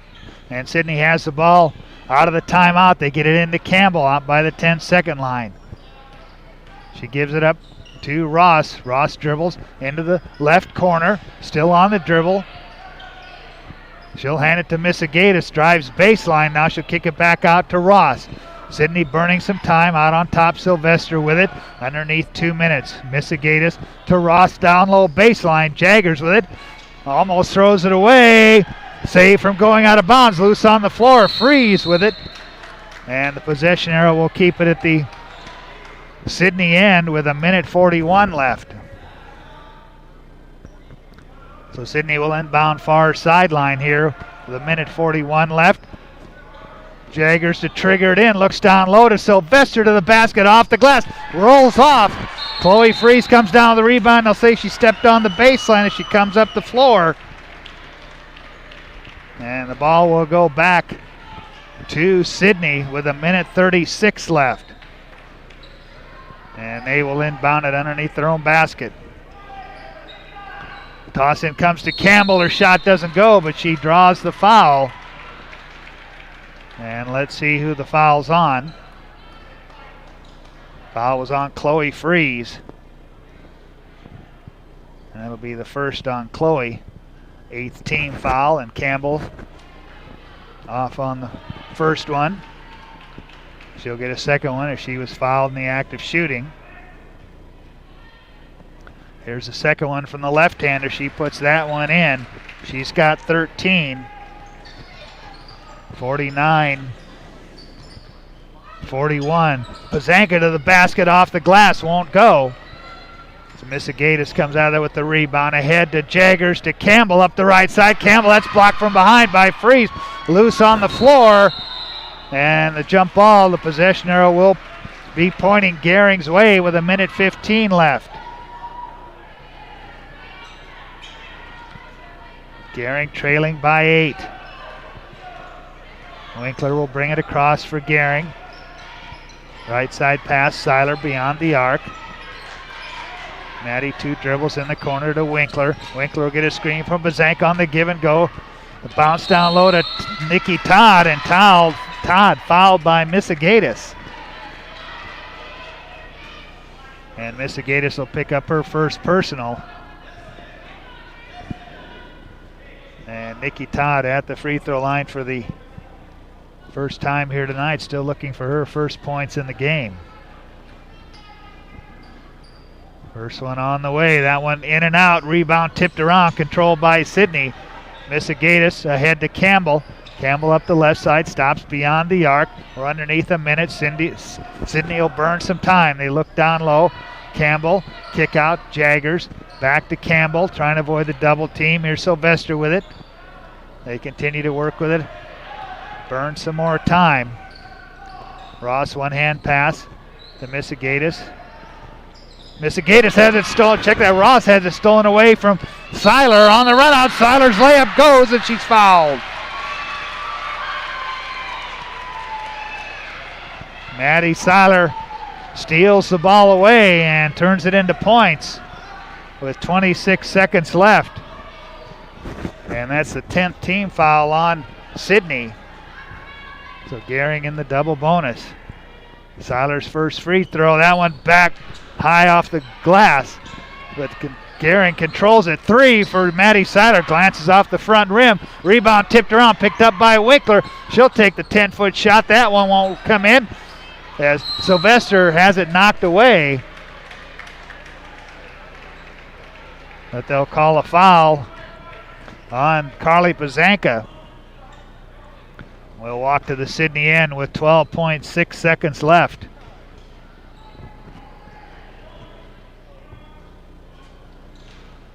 And Carly Sylvester at the free throw line for the Sidney Lady Raiders. And drains the first one. Makes it 50-43. And Ohio at the scores table as Sylvester drains them both. She's got 10 in the game. 51-43. And a timeout on the floor, a full timeout. We're going to keep it right here, though, here from Gering High School, as Sidney leading Gering 51-43. Well, Paul Reed Construction and Supply has been in business for over 35 years. Headquartered in Gering, Nebraska, the company provides an array of services ranging from commercial and industrial building construction to heavy highway earthwork and installation of underground utilities, as well as the rock pile division, service and equipment. Paul Reed Construction on 10th Street in Gering. Stay with us for the Runs a Post game show, and we will name our Taco John's player of the game. So Gering will drop to 5-7 on the year, and will suffer their second straight loss. And for the Sidney Lady Raiders, they will jump to 9-3 on the year. Their next game is tomorrow. They will host McCook tomorrow night in Sidney. Gering out of the timeout with the ball. Quickly up the floor comes Seiler. Seiler up the right side, has it stripped away, loose on the floor, and then it's thrown away, and it'll be Sidney's ball with 5.2 seconds left in the game. Pressure set up by Gering. Outlet pass thrown over the head of Campbell, and it'll be Gering ball with 5.2 seconds left. Gering will inbound at the offensive end of the floor. They will inbound it in front of their own bench. Pazanka to trigger it in. Toss out on top to Seiler. 4 seconds left. Seiler to the left side. Nikki Todd, top of the key. She'll take the jumper, and that misses everything, and that ends the game. Sidney gets the win here tonight in the girls' game. Your final score, Sidney 51, Gering 43 on the West Coast scoreboard. At 21st Century Equipment, we're proud to introduce the new Build Your Own tool. Build the John Deere you've been wanting and see how affordable it really is. Visit 21stcenturyequipment.net to build your own compact utility tractor, mower, or gator. It's easy to add implements, attachments, and view financing options. Build the exact tractor for your needs at a price you can afford, all from the comfort and safety of home, with the new Build Your Own tool at 21stcenturyequipment.net. Who is Hydrotex? Hydrotex manufactures and distributes over 300 different high-performance lubricants, including fuel conditioners, hydraulic and transmission fluid, and more. We've been helping customers improve their operations for more than 80 years with products made in the USA. We sell directly to customers and can even deliver right to your door to offer excellent service and value. Our products are made to exceedingly extend drain and grease intervals to reduce maintenance and labor costs to improve the budget. Whether you're in a factory, farm fleet, or like to go fast, Hydrotex is here to help. Visit your local Hydrotex dealer in person or online today.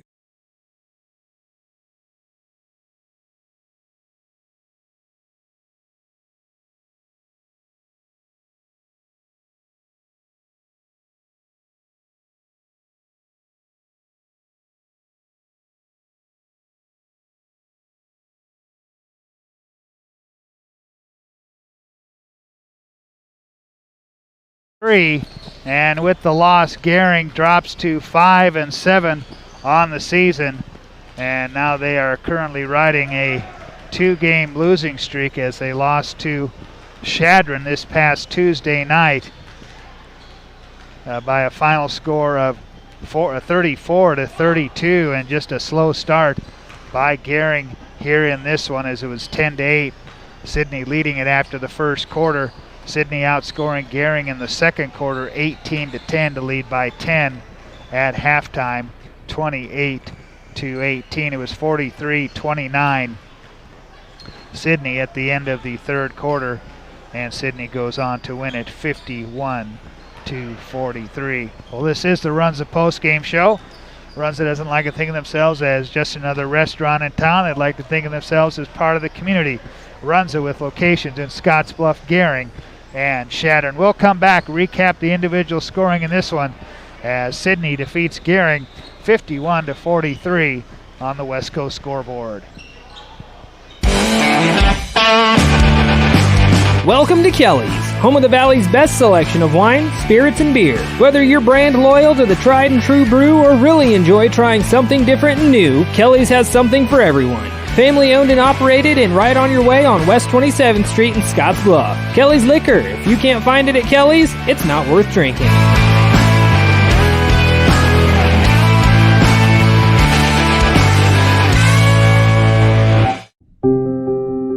The holidays are a time to connect with family, with friends, with each other. After a busy year, the holidays are the perfect time for laughing together, playing together, talking together, and celebrating together.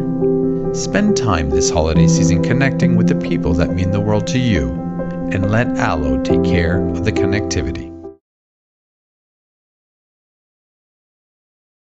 To Gering High School as we are in the Runza post-game show, and Sidney defeats Gering 51-43 is your final score. Gering made a little bit of a run in the fourth quarter. They outscored Sidney 14-8, but it was just not enough tonight for the Gering Lady Bulldogs. Our final scoring totals, first for the Sidney Lady Raiders. They were led in scoring tonight by Aleka Campbell as she finishes the night with 13 points. She had 9 at halftime. 10 points each for Carly Sylvester and Morgan Jaggers. Brianna Ross finished with 5. Reese Riddle came off the bench with 6. 3 points for Reagan Biesecker and 2 points each here tonight for Jersey Missigatis and Emily Weiser as Sidney goes to 9-3 on the year as they defeat Gering 51-43 is your final score here tonight. On the Gering side of the scoring total, the only player in double figures for Gering tonight, Sidney Winkler, as Sidney with 7 points in each half. She finishes with 14. 9 points for Chloe Fries tonight.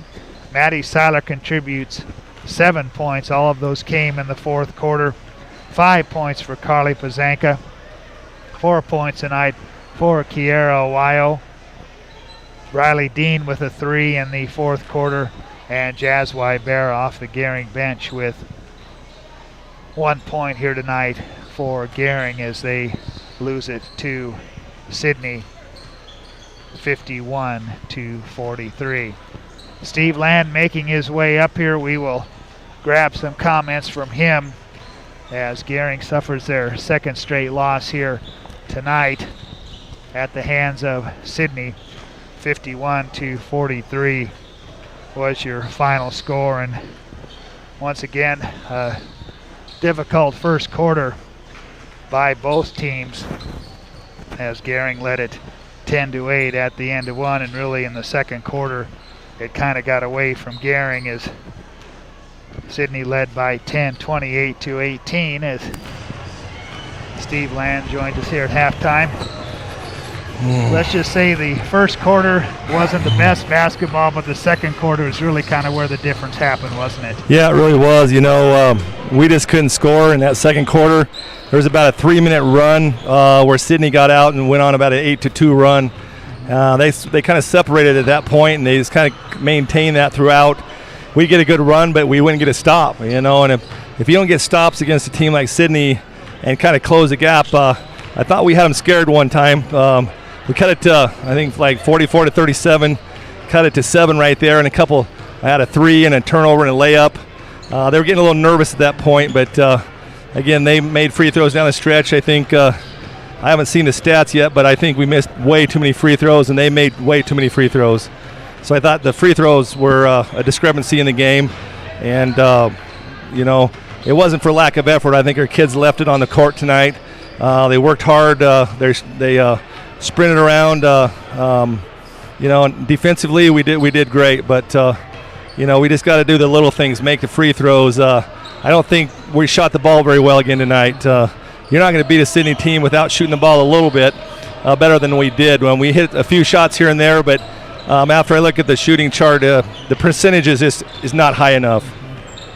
Also, you got into some early foul trouble. Nikki got into some early foul trouble. I think Sid got into early foul trouble in the game, and Nikki spent a lot of time on the bench. I think that gave them a little bit of an advantage down low. It really did, and Sylvester's one of the strongest kids in the Panhandle, shot and discus gal, and goes to state every year in that, and very, very strong kid. And Nikki's a strong kid as well, and we needed her on the floor, and I think it was unfortunate. I think 2 or 3 calls, she was just maybe a little slow rotating. One, I'm not sure the offense didn't create the contact, and but it was called, and we got to move on. Did Sidney do anything that you didn't expect them to do tonight? No, not really. They're looking to run when they can, and they do a good job of that. They're looking to pass the ball inside to Sylvester.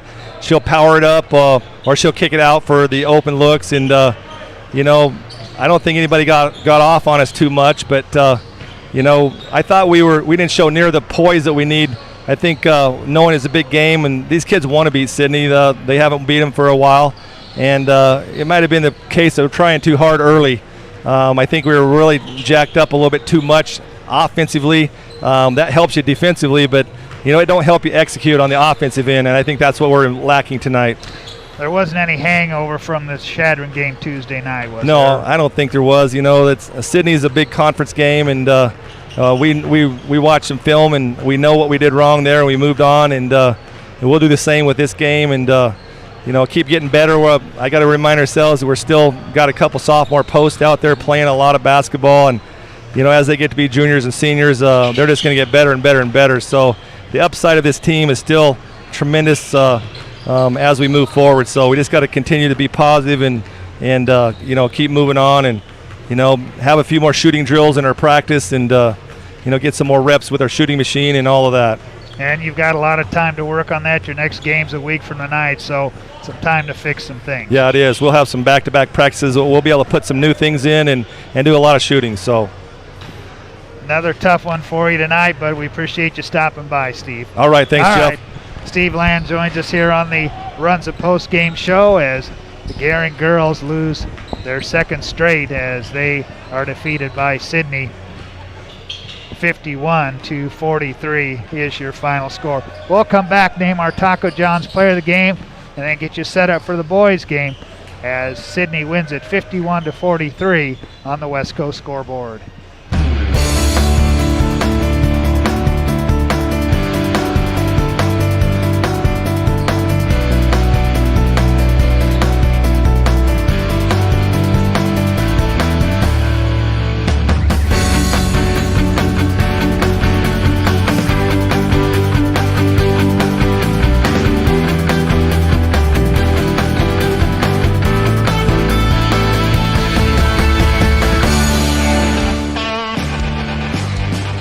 Kelly's, Whoa, home of the Valley's best selection of wine, spirits, and beer. Whether you're brand loyal to the tried and true brew or really enjoy trying something different and new, Kelly's has something for everyone. Family owned and operated, and right on your way on West 27th Street in Scotts Bluff. Kelly's Liquor. If you can't find it at Kelly's, it's not worth drinking.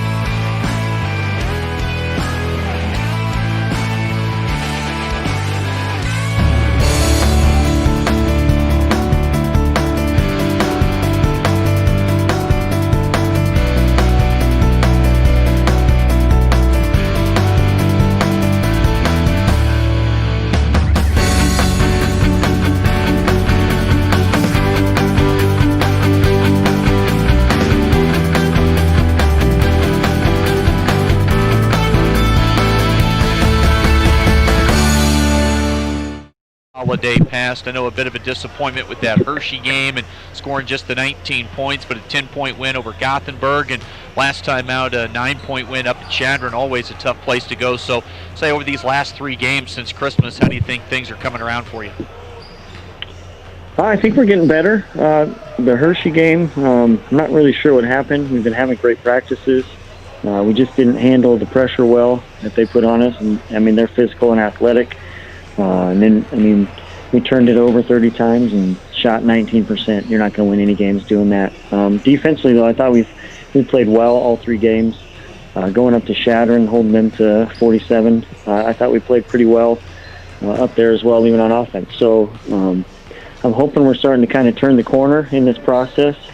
But I feel like we're getting better each and every day. Looks like you're getting your main guys chipping in the points you kind of need from them each and every night out, whether it's Brett or Jack leading the way and Max Greeley scoring in double figures. So the guys you knew coming into the year you were going to count on to score, they're scoring for the most part. Yeah, well, we've only had all 3 of those guys for 2 games this season, and, you know, we won both games. So it's no secret our success relies heavily on those 3 and their scoring ability. And they're not just scorers, you know, they're 3 of our best defenders as well. So they're good all-around players, and we're just going to have to continue to lean on them to help us score, and hopefully we can get some of these other guys to kind of chip in and kind of take some of the load off of their shoulders. You mentioned the defense. Chadron's got some kids that can hit the O glass. Alcorn can put it on the deck from just about anywhere and get to the rim. To hold those guys to 47 at their place, you had to feel pretty good about that. Yeah, I was very pleased. We came out, we ran some zone against them, which, you know, teams hadn't really done with them. And we had some success last year against them, so we tried it, and it worked pretty well for us. For us to be successful, you know, we have to play high-quality defense, and I thought we've been doing that for most of the year, honestly. Teams are scoring on us because of our turnovers. So even when we've lost, you know, and had given up big margins, it's been mostly because of our offensive inefficiencies, not our defense. Start a nice stretch of home games now, be in your own building for a little while, and you get a rival coming in with Sidney. You played them day 3 of the year, and that was the 3rd day of a back-to-back-to-back to start the year at Western Conference Tournament. Always tough to take a lot away from playing 3 straight to open the year, tired legs and some things like that. But what are some things you have to do better against the Raiders this time around? Yeah, we played at 8 o'clock, and then played these guys at 10 a.m. in the morning. It's not ideal, but we can't make excuses. We got to play better. You know, we've gone over film, looked at areas where we can improve. I feel like we've gotten a lot better since that first weekend, especially on the defensive end. So hopefully we can clean some of that stuff up. We got to keep them off the glass. They're athletic. You know, they're kind of controlled chaos. They're constantly running all over the place, and you know, I like the way they play. They pressure, and they really pound the glass hard. So we're gonna have to make sure we're ready to play for sure. They got a couple kids. Dickman comes to mind. The Schneider kid kind of has come on, and he does a lot of different things, even if it's not any of them in a standout like superstar way. But you know, coming off a really down year and a couple years back-to-back, hey, they're over 500, so you know they're feeling good about what they're doing. Coach Lewis does a great job. Yeah, you know, I have a lot of respect for what Coach Lewis is doing down there. They did have a tough year last year, but they were competitive, and their JV team was really good last year. So we knew coming in that they were going to be improved, and they definitely are. You know, like I said, they're athletic, and they got some guys that can score. Dickman's a really good player, and we're going to have our hands full with him. I don't remember his exact total against us the first time, but it was upwards of close to 20. So we're going to have to limit him and make them shoot contested jump shots and keep them off the glass. Get you out of here on this one, wrapping up with Gering boys coach Kyle Cotton. Time for a key to the game, brought to you by Team Auto Center, home of the lifetime warranty, and you get that with every vehicle purchase there, new vehicle purchase at Team Auto. So one or two things that really just stand out in your mind, whether it's looking at the scouting report or just more dialed in on your own guys, what has to happen to get this home win? Well, I've been preaching it, and it's got to be defense, and we got to take care of the ball. Those are our two main goals every single game, because those have been their two biggest hindrances in the past. So if we can play defense at a high level and take care of the ball, we got a chance, a pretty good chance, honestly. There you have it from Coach Cotton. Coach, appreciate the time. Best of luck tonight playing at home, and nice to be having maybe a few more folks in the building and feel like some high school basketball this new year. Yeah, I'm excited to have some people in the stands. Maybe we we can get a few extra people in here soon. But yeah, thanks for everything you do for us, and just look forward to continue to play. We'll come back with more right after this. Jeff Kelly picks things up when we come back on the Rural Radio Network.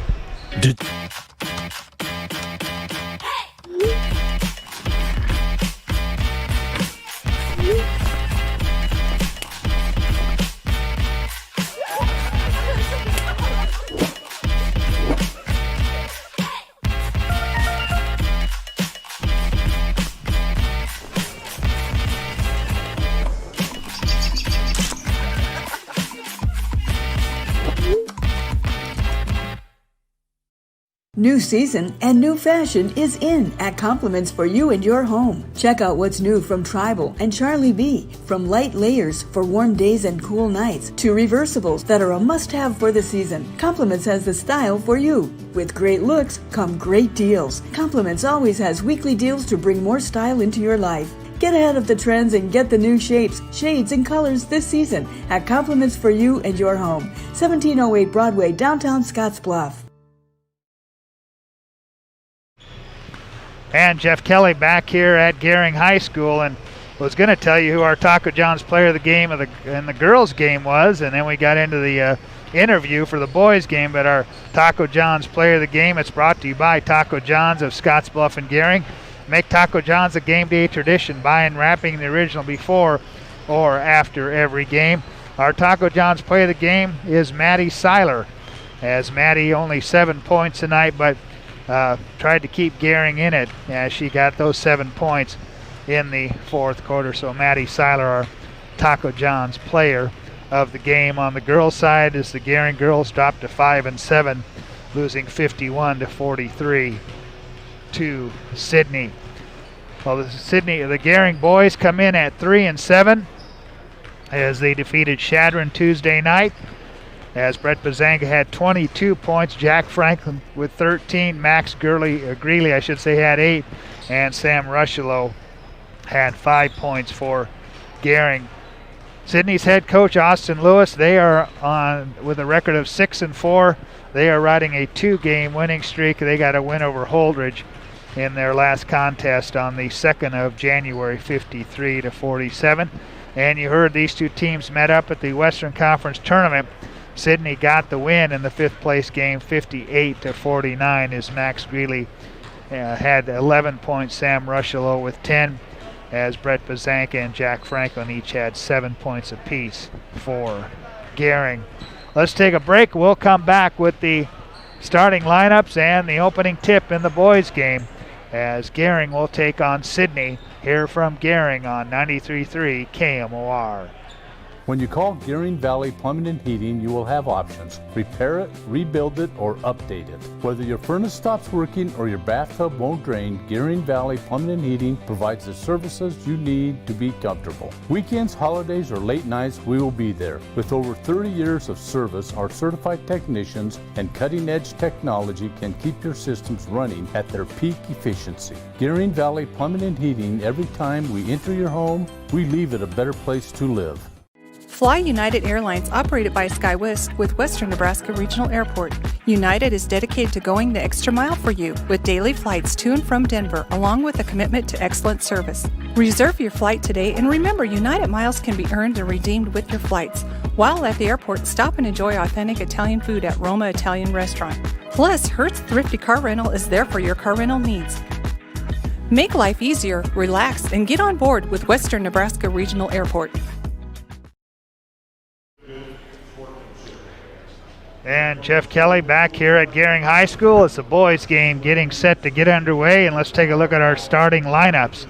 First for Sidney, it'll be Sawyer Dickman, a junior, Zach Burke, a 6'1 senior, Wyatt Heckenlively, a 6' junior, Micah Schneider, a sophomore, and rounding out the starting 5 for Sidney is Connor Hartzler, a senior. For Gering, they will start this way. It'll be Max Greeley, a 6' sophomore, Brett Bazanka, a 6'1 senior, Jack Franklin, also a 6'1 senior, along with Sam Rushelo, a 6'3 junior, and rounding out the starting 5 for Gering, it'll be Caden Bonsack, a 6'2 sophomore. Gering, as we said, 3-7 on the year, looking to get their second win in a row, while the Sidney Red Raiders are currently riding a 2-game winning streak, and they come in at 6-4 as Jack Franklin introduced for Gering, along with Sam Rushelo and Caden Bonsack. Another final in girls basketball. The Scottsbluff girls defeated Mitchell 60-43 was the final score there. Mariah Avila led Scottsbluff with 18 points. 15 of those came in the second half for Scottsbluff. Sidney in the road red uniforms, white letters and numbers trimmed in black, and Gering in the home whites with the blue letters and numbers trimmed in gold, as Jack Franklin will jump it up against Connor Hartzler, and we're underway as the tip goes way into the backcourt, and Sidney runs it down as they work left to right here in this first half. Here's Hecken Lively on the wing. He'll hand it to Dickman. Top of the key to Micah Schneider. Schneider drives to the basket against Bonsack. That won't roll in. Gering comes down with the rebound. They get it ahead to Max Greeley. Gering right to left. Two-hand pass to Pazanka. Greeley gets it right back. Now puts it on the floor with the left hand to Jack Franklin on the wing. They work it from right to left. Here's Greeley with it. Max tries to put it behind his back, loses his balance, ball loose. That's picked up by Dickman. Dickman quickly up the floor, left side. He'll bounce out on top, find Hecken Lively.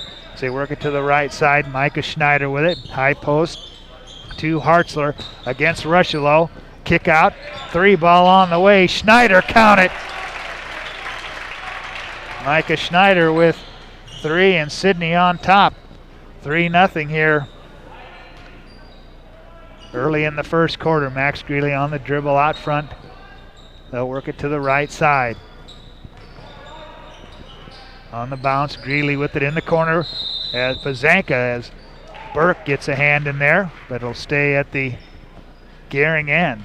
And a foul called on Sidney's Zach Burke. He'll pick up his first.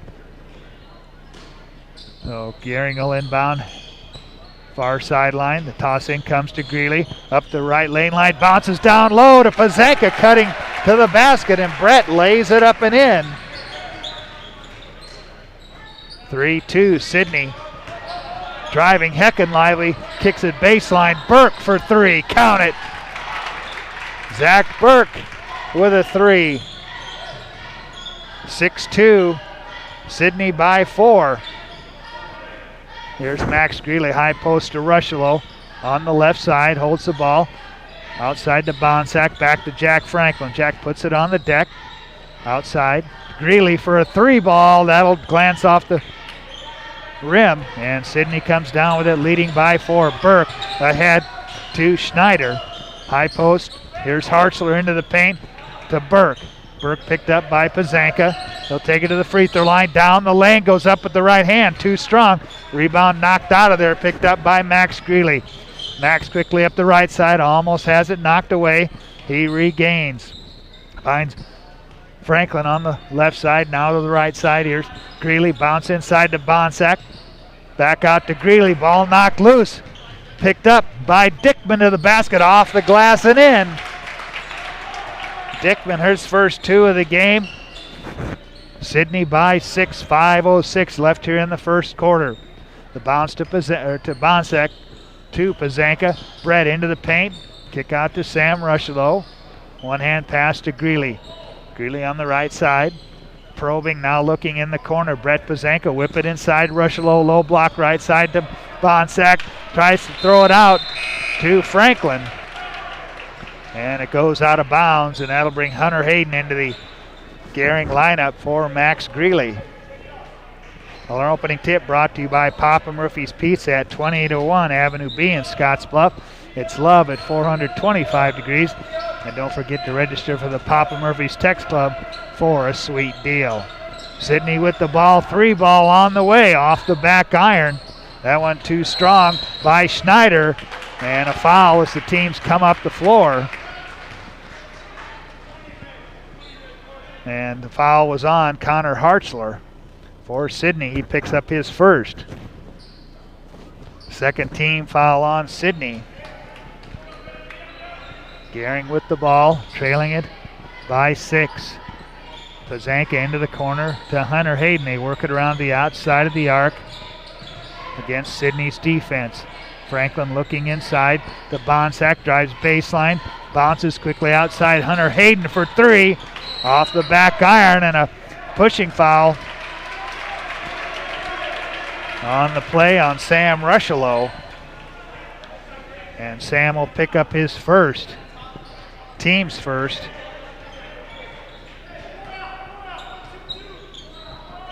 Sidney with the ball. Dickman out front as they work it to the right side. Inside they go to Hartzler against Rushello. Hartzler to the basket, doesn't go. Rebound tipped around into the hands of Hunter Hayden. He tries to bounce pass ahead to Jack Franklin, and Franklin can't catch up to it. And a Gering turnover gives it right back to Sidney with 3:41 left, 8-2. Sidney on top. Sawyer Dickman into the front court. Holds the ball above his head as they work it to the left side. They play catch with it out front. Gering in his own defense. Here's a 3 ball on the way. Count it from Wyatt Heckenlively. And Heckenlively makes it 11-2 as Gering throws the ball away as they come up the floor. Slow start by Gering. Sidney with the ball. Zach Burke.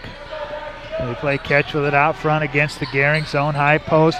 Outside to Schneider for a 3 ball off the mark. Rebound tipped out of there by Hartzler, but he tips it out of bounds as Zach Burke couldn't corral it. And the ball will go over to Gering as we go underneath the 3-minute mark. Jack Franklin in the right side, out on top. Back to Pazanka as they work to the left side to Hunter Hayden. There's Jack Franklin on the right side, inside the arc, now brings it outside. Bounce down low, Rushello to the basket. He's fouled on his way to the basket as the shot doesn't go. And the foul on Heckenlively. It'll be the first on him, and Sidney with 3 quick team fouls. Rushello drains the first one. He will get a second one. And the second one finds the mark for Sam Rushello. He's got 2. Gering trailing it by 7, 11-4. As we near the 2-minute mark here in this first quarter. Schneider finds Burke at the free throw line. Burke, the leaner, off the mark. Rebound tipped around. Schneider picks it up, tries to kick it back out. Intercepted by Jack Franklin. Jack up the floor left side, and he's fouled on his way to the basket. As the foul was on Sidney Sawyer Dickman. That'll be the first on him as Austin Mitchell into the Gering lineup for Caden Bonsack. 4 team fouls on Sidney, and here comes Jordan Dillahay in for Sidney for Schneider. As Gering to inbound underneath their own basket, bounce it into Rushello against Hartzler, and Rushello with the one-hander, the jump hook, his 4th point of the game. Gering's cut the Sidney lead to 5 with 2:10 left in the first quarter. Dillahay on the right side. They work it quickly left side. Dickman beyond the arc. Skip pass. That's tipped in the air. Dillahay runs it down, finds Burke. Burke top of the key looking for the shot. Hounded by Pazanka. They'll give it back to Dillahay. He'll bounce to Burke. Dillahay inside Hartzler against Rushello. Reverse layup will rattle in for Connor Hartzler. Hartzler with his first 2 of the game. Sidney by 7 with 1:39 left here in the first quarter. Pazanka on the dribble, drive into the basket, off the glass, too strong. Rebound tipped around. Rushello comes out of it. The putback too strong. And a whistle and a foul on the rebound. And Sam Rushello will pick up his 2nd personal foul.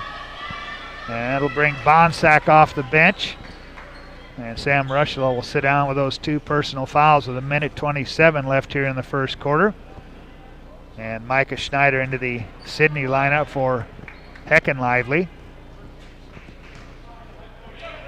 As Dickman will bring it across, Sidney left to right. Here's Dillahay, top of the key. He'll hand to Zach Burke. Burke picked up by Franklin. Left side pass. They try to hand it to Dillahay. Dillahay almost double team to Burke as they run the weave out front. Dickman with it. So we near the 1 minute mark. Here's Schneider. 2 dribbles. Good defense by Gering. Dickman. Jump pass outside. Tipped away from Burke. Picked up by Franklin on the run out. Jack puts it up and in. Jack his first 2 of the game. 13-8. Sidney the other way. Schneider fouled on the off-balance shot. As the foul was on, let's double check, on Hunter Hayden that time. And here comes Max Greeley into the Gering lineup for Hunter Hayden. 3rd team foul on Gering as Sidney will inbound baseline right at their offensive end. The toss out comes to Dillahay. Holds the ball above his head, finds Dickman, gets it right back. Holding, picked up by Max Greeley. Schneider with it. Looking. Zach Burke. Outside to Dickman, 23 seconds left. Zach Burke on the right wing. Zach into the paint to the basket. Doesn't go. Mitchell comes down with the rebound. 15 seconds left. Greeley on the dribble drive, throws up the off-balance shot. It goes, and he's fouled. Max Greeley with the off-balance shot that falls in with 11 seconds left. And Jaden Dillahay, I think I said Jordan earlier, Jaden Dillahay with his first personal foul. And Gering with a chance to cut it to 2 as Max Greeley converts on the traditional 3-point play. He's got 3, 9 seconds left. Dickman walking in the backcourt. Now he'll walk it across the 10-second line with 5 seconds left. 3 seconds left. Schneider with it from the half-court line at the buzzer. Dickman misses everything, and that ends the first quarter. At the end of 1, Sidney 13, Gering 11 on the West Coast scoreboard. Logos in Gering is the place to get all of your school spirit gear, personalized gifts, and promotional items for your business and employees, and banners for any special event. Logos is also the only place to stop for custom screen printing or embroidery. You can even design it yourself on their interactive website. Stop into Logos today. They'll design it, print it, and have it to you in no time. There's no job too big or small for Logos. That's Logos in Gering. Some people think Allstate only protects your car. Here's the truth. Allstate can also protect your home or apartment, as well as your boat, motorcycle, RV, and snowmobile, and even your retirement and your life.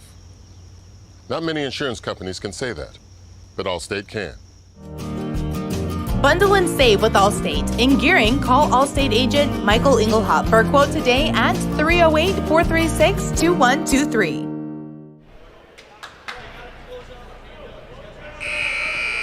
Back here at Gering High School for the start of the second quarter, and Gering has made it a 2-point ball game. And the Bulldogs will have the ball to start this second 8 minutes, as it's Franklin, Greeley, Pazanka, Austin Mitchell, and Caden Bonsack on the floor for Gering. Gering with a chance to tie with the 2, take the lead with a 3. Jack Franklin right side, outside, directing traffic. Bonsack pops out. He'll give it back to Franklin as they play catch with it around the arc to Mitchell. Bounce baseline. Pazanka double team kick out. Mitchell to the basket off the glass. Too strong. Rebound tipped around. And it goes out of bounds. It'll be Sidney's ball. And for Sidney, the starting 5 back on the floor. Dickman, Burke, Heckenlively, Schneider, and Hartzler. As Dickman brings it into the front court on the dribble, looking right side. Gering remaining in that zone defense that's given Sidney some problems, and traveling called on heckin' lively. And another turnover. We'll give it back to Gering. Gering trying to get 2 wins in a row. They got a big win Tuesday night in Chadron. Bonsack with it right side, tries to bounce corner. Pazanka drives baseline and puts it up and in. Pazanka with his 4th point of the game, and we're tied at 13. Inside, Parchler almost had it stripped away. They get it outside. Dickman free throw line, the kick right side. They work it quickly around the arc. Burke into the corner for Schneider for 3. Off the side iron, rebound tipped around. Mitchell corrals it. Ahead to Greeley. Max driving left side, off the glass and in for Max Greeley. Greeley with 5, and Gering takes a lead with 6:37 left here in the first half. Burke driving, off balance shot, too strong. Mitchell pulls down the rebound. Outlet, Franklin. Bounce on the left side. Greeley drive, kick out. Mitchell works it to Franklin on the right wing. Jack into the paint. Pass intercepted by Dickman. He's got it on the left side. Inside they go to Heckin Lively outside. 3 ball up and good for Dickman. He's got 5, and Sidney takes the lead back by 1, 16-15. 6 minutes left, first half. Pazanka holds it on the top of the key. There's Franklin directing traffic on the right wing, looking. Pazanka finally pops out to Mitchell on the left side. Bonsack with it, 2 dribbles. He'll hand it to Brett Pazanka. Brett to the free throw line. He'll take the jumper and drain it. Brett Pazanka with 6. Gering takes the lead back by 1, 17-16. 5:27 left in the first half. Dickman on the dribble out front for Sidney. Gets a screen. He'll give it up to Burke. Burke continues to dribble. Heckin Lively to Schneider, and Schneider fouled as he gets the pass. As the foul was on Austin Mitchell. And Austin picks up his first, team's 4th, and a timeout taken by Sidney, a 30-second timeout, so we'll keep it right here from Gering High School. And Hydrotex is your lubrication solution partner, member of the Holiday family of companies. Hydrotex is proud to support local athletes. And Ally Property Management and Real Estate, from real estate to rental properties to property management, Ally is your friend in the real estate business. And coming to you tonight from the Logos broadcast booth, be sure to stop in the Logos and the guys will custom design it, print it, and have it ready for the game. There's no job too big or too small for Logos in downtown Gering. Gering on top, 17-16, with 5:14 left here in the first half. Gering led 13-11 at the end of 1. As Sidney will inbound underneath their own basket. Heckin Lively looking. They lob it out on top to Zach Burke. He's picked up right there by Pazanka. Burke on the dribble at the free throw line. Step back. Too strong as Jackson Schlotthauer was checked into the Gering lineup. Pulls down the rebound. Outlet to Greeley. Max up the right side. Still on the dribble. Off balance shot. Shot blocked from behind. Into the hands of Zach Burke. Burke comes the other way. Cross court. Dickman with it in the corner. Wide open. Heckin Lively for 3. Off the mark.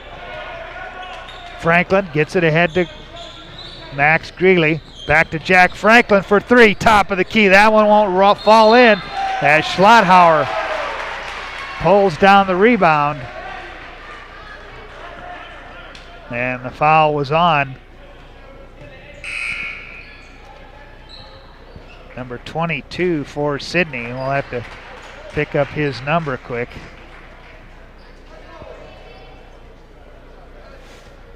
As Gering will inbound at their offensive end. They get it in quickly to Jack Franklin. To Hayden. He'll hand it to Greeley. Greeley on the dribble out front. Looking against this Sidney defense. Greeley off balance, no look pass to Caden Bonsack, who drives to the basket and puts it up and in. And Gering with their biggest lead in the game at 3 at 19-16. 3 ball, Zach Burke off the mark. Schlotthauer comes down with the rebound. Quickly the other way. Franklin with it. The Gering and in the paint. The off-balance shot, and Gering on a little bit of a run here as Franklin puts that one in. Gering 21-16 here with 3:49 left in the first half. Hecken Lively hands it to Schneider. Kick out Burke. Takes the 3. Back iron. Franklin comes down with the ball. They try to get it ahead to Hunter Hayden. And that goes out of bounds. It'll remain at the Gering end.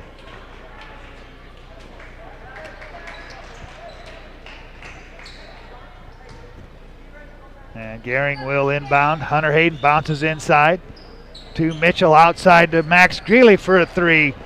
In and out, won't go. Ball loose on the floor. And Sidney with the ball, trailing by 5. Schneider outside.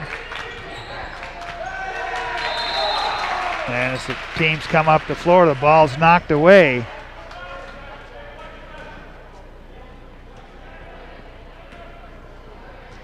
And Gering will have it with 3 minutes, 11 seconds left here in the first half. Pazanka on the wing has it stolen away by Dickman. Dickman quickly up the floor to the left side. Layup doesn't go, but he draws the foul.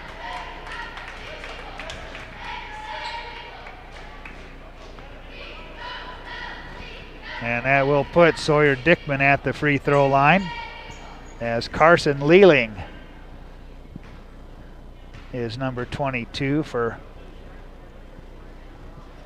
Sidney. Dickman drains the first one.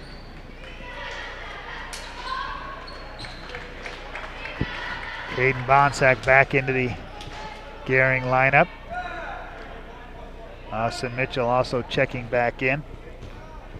21-17, 2:59 left as the second one off by Dickman as Mitchell comes down with the rebound. Pazanko bring it across with 2:53 left. In the corner, Greeley drives baseline against 3 defenders. Shot doesn't go, but Max will go to the line to shoot 2. Foul was on Sidney's Connor Hartzler. That's his second and the 7th team foul on Sidney. So Gering in the 1-and-1 bonus to the final 2:48. But Greeley with 2 foul shots as he was fouled in the act of shooting. 22-17, make it 23-17. Max Greeley with 7 points here in the first half. Gering 23-17. Dickman into the front court on the dribble. Sidney left to right as a pass intended for Cam Lealing is knocked out of bounds. It'll remain with Sidney. Toss in comes backcourt to Dillahay, gets it front court to Dickman. Here's Lealing with it, skip pass that he throws away. Intended for Dillahay. And a Sidney turnover. And a timeout on the floor taken by Sidney's Austin Lewis, a 30-second timeout. And we will keep it right here. Gering girls suffer their second straight loss. They lose to the Sidney girls 51-43 was your final score in that game. Sidney Winkler with 14 points for Gering. Chloe Fries with 9. Maddie Seiler coming off the bench with 7 points, all in the fourth quarter. As the Gering girls will try to get back on the winning track next Friday as Gordon Rushville comes to town as this homestand continues. For Gering, they're home until the 26th of January, as they've been on the road to places like Hershey, Nebraska and Hastings, Nebraska to start this season off. Gering inbounds the ball out of the timeout. Greeley holds between the circles. There's Franklin with it on the right wing. Picked up there by Dillahay. 2 dribbles to Bonsack. Left side, here's Max Greeley. Max drives baseline, and then he steps on the baseline. and turns the ball over to Sidney with 2 minutes and 14 seconds left here in the first half. 23-17, Gering on top. Dickman brings it in the front court. Dillahay on the left side. He'll bounce out on top. Back to Dickman. One-hand pass back to Dillahay for a three. And they'll count that as a three for Jaden Dillahay. He's got 4. 23-20. Gering lead now 3. Greeley at the free throw line. He'll take the jumper. Rolls off. Doesn't go. Bonsack rebound put back. Caden Bonsack with 4 points here in the first half, and Gering with a 5-point lead. Dickman, high post. Here's Hartzler against Mitchell. Kick out to Dillahay. They work it around the outside of the arc. Micah Schneider holds. Skip pass in the corner. Dickman with it, looking. Finds Dillahay. We're near the 1 minute mark. Leeling, left side. Now back top of the key. Here's Dickman. Step back three off the back iron. Rebound picked up by Schneider. His putback doesn't go. Runs it down again. And they will keep the ball, give it to Gering. Thought maybe they're going to keep it at the Sidney end. As Zach Burke, along with Wyatt Heckenlively, check into the Sidney lineup with 1:02 left here in the first half. Gering on top by 5, 25-20. We go underneath a minute. Greeley into the front court. Gering right to left. Mitchell on the left wing holds the ball above his head to Pazanka. They work it right side. Here's Bonsack. Jack Franklin to Pazanka. Mitchell has it. Gering continues to work it around the outside of the arc. Bonsack with 37 seconds left. Max Greeley puts it on the deck, drives, loses the handle. Loose ball picked up by Dickman. Dickman into the paint, dishes down low to Heckenlively, who's fouled on the shot attempt.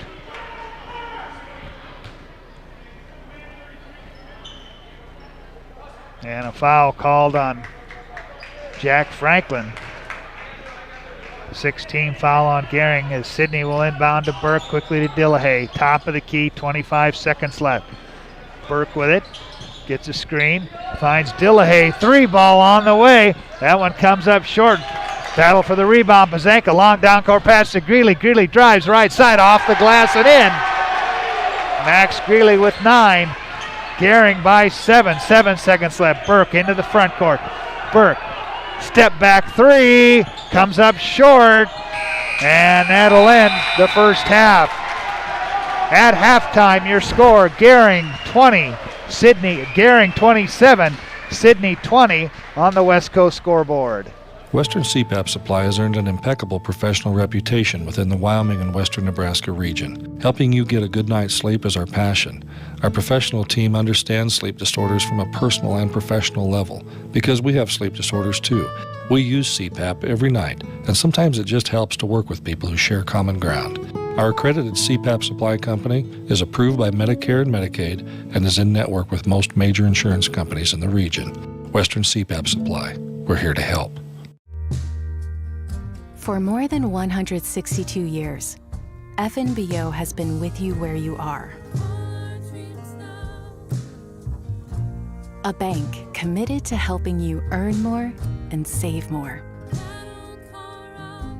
so you can do more, both big and small.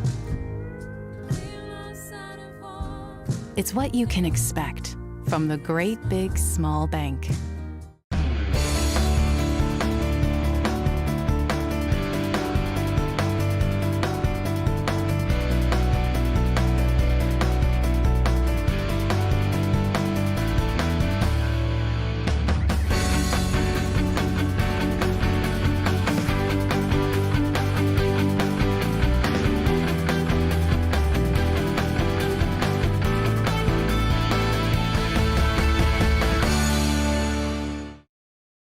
The individual scoring, but at halftime it's Gering 27, Sidney 20 on the West Coast scoreboard. Hydrozen. Unplug and recharge. What is Hydrozen? It's total body relaxation. It's total body recharge. It's floating weightless on water. Floating your aches, pains, stresses, and worries away. Hydrozen is a revolutionary new therapy using Epsom salt saturated water as a way to relax and rejuvenate your body. And it's now available in Scottsbluff. It is for most ages and has many benefits to the mind and body. Visit hydrozenfloat.com or call us at 308-63-FLOAT. You may look forward to spending the seasons with family in your home, but not when these critters come knocking on your door. That's where Benzel Pest Control saves the day. Family owned since 1976, we provide prompt, professional, and efficient services to keep your home or business safe and secure all year round. With 3 generations and more than 4 decades of service to the Nebraska Panhandle and Southeast Wyoming, Benzel Pest Control is the only name in all seasons pest defense. Let's take a look at the individual scoring for Sidney here at halftime. Sawyer Dickman leads the way for Sidney with 6 points here at halftime. Jaden Dillahay with 4. 3 points each at halftime for Zach Burke, Wyatt Heckenlively, and Micah Schneider. And Connor Hartzler with 2 here at halftime. On the Gering side of the ledger, Max Greeley leads the way with 9 points. 6 points for Brett Pazanka here at half. And 4 points each for Brett Pazanka with 6. Jack Franklin, Sam Rushlow, and Caden Bonsack with 4 points here at halftime as Gering leads at 27-20 on the West Coast scoreboard.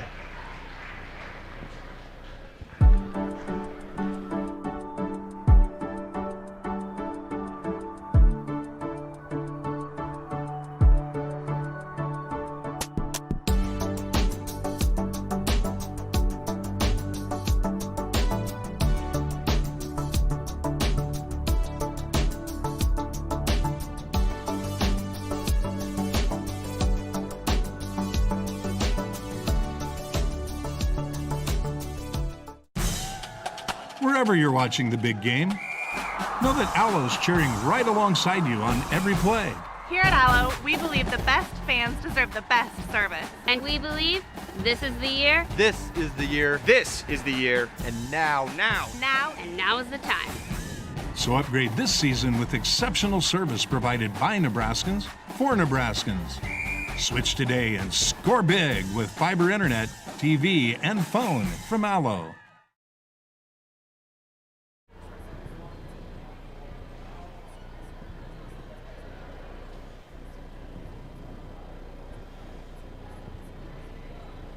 Nolan Hofrock.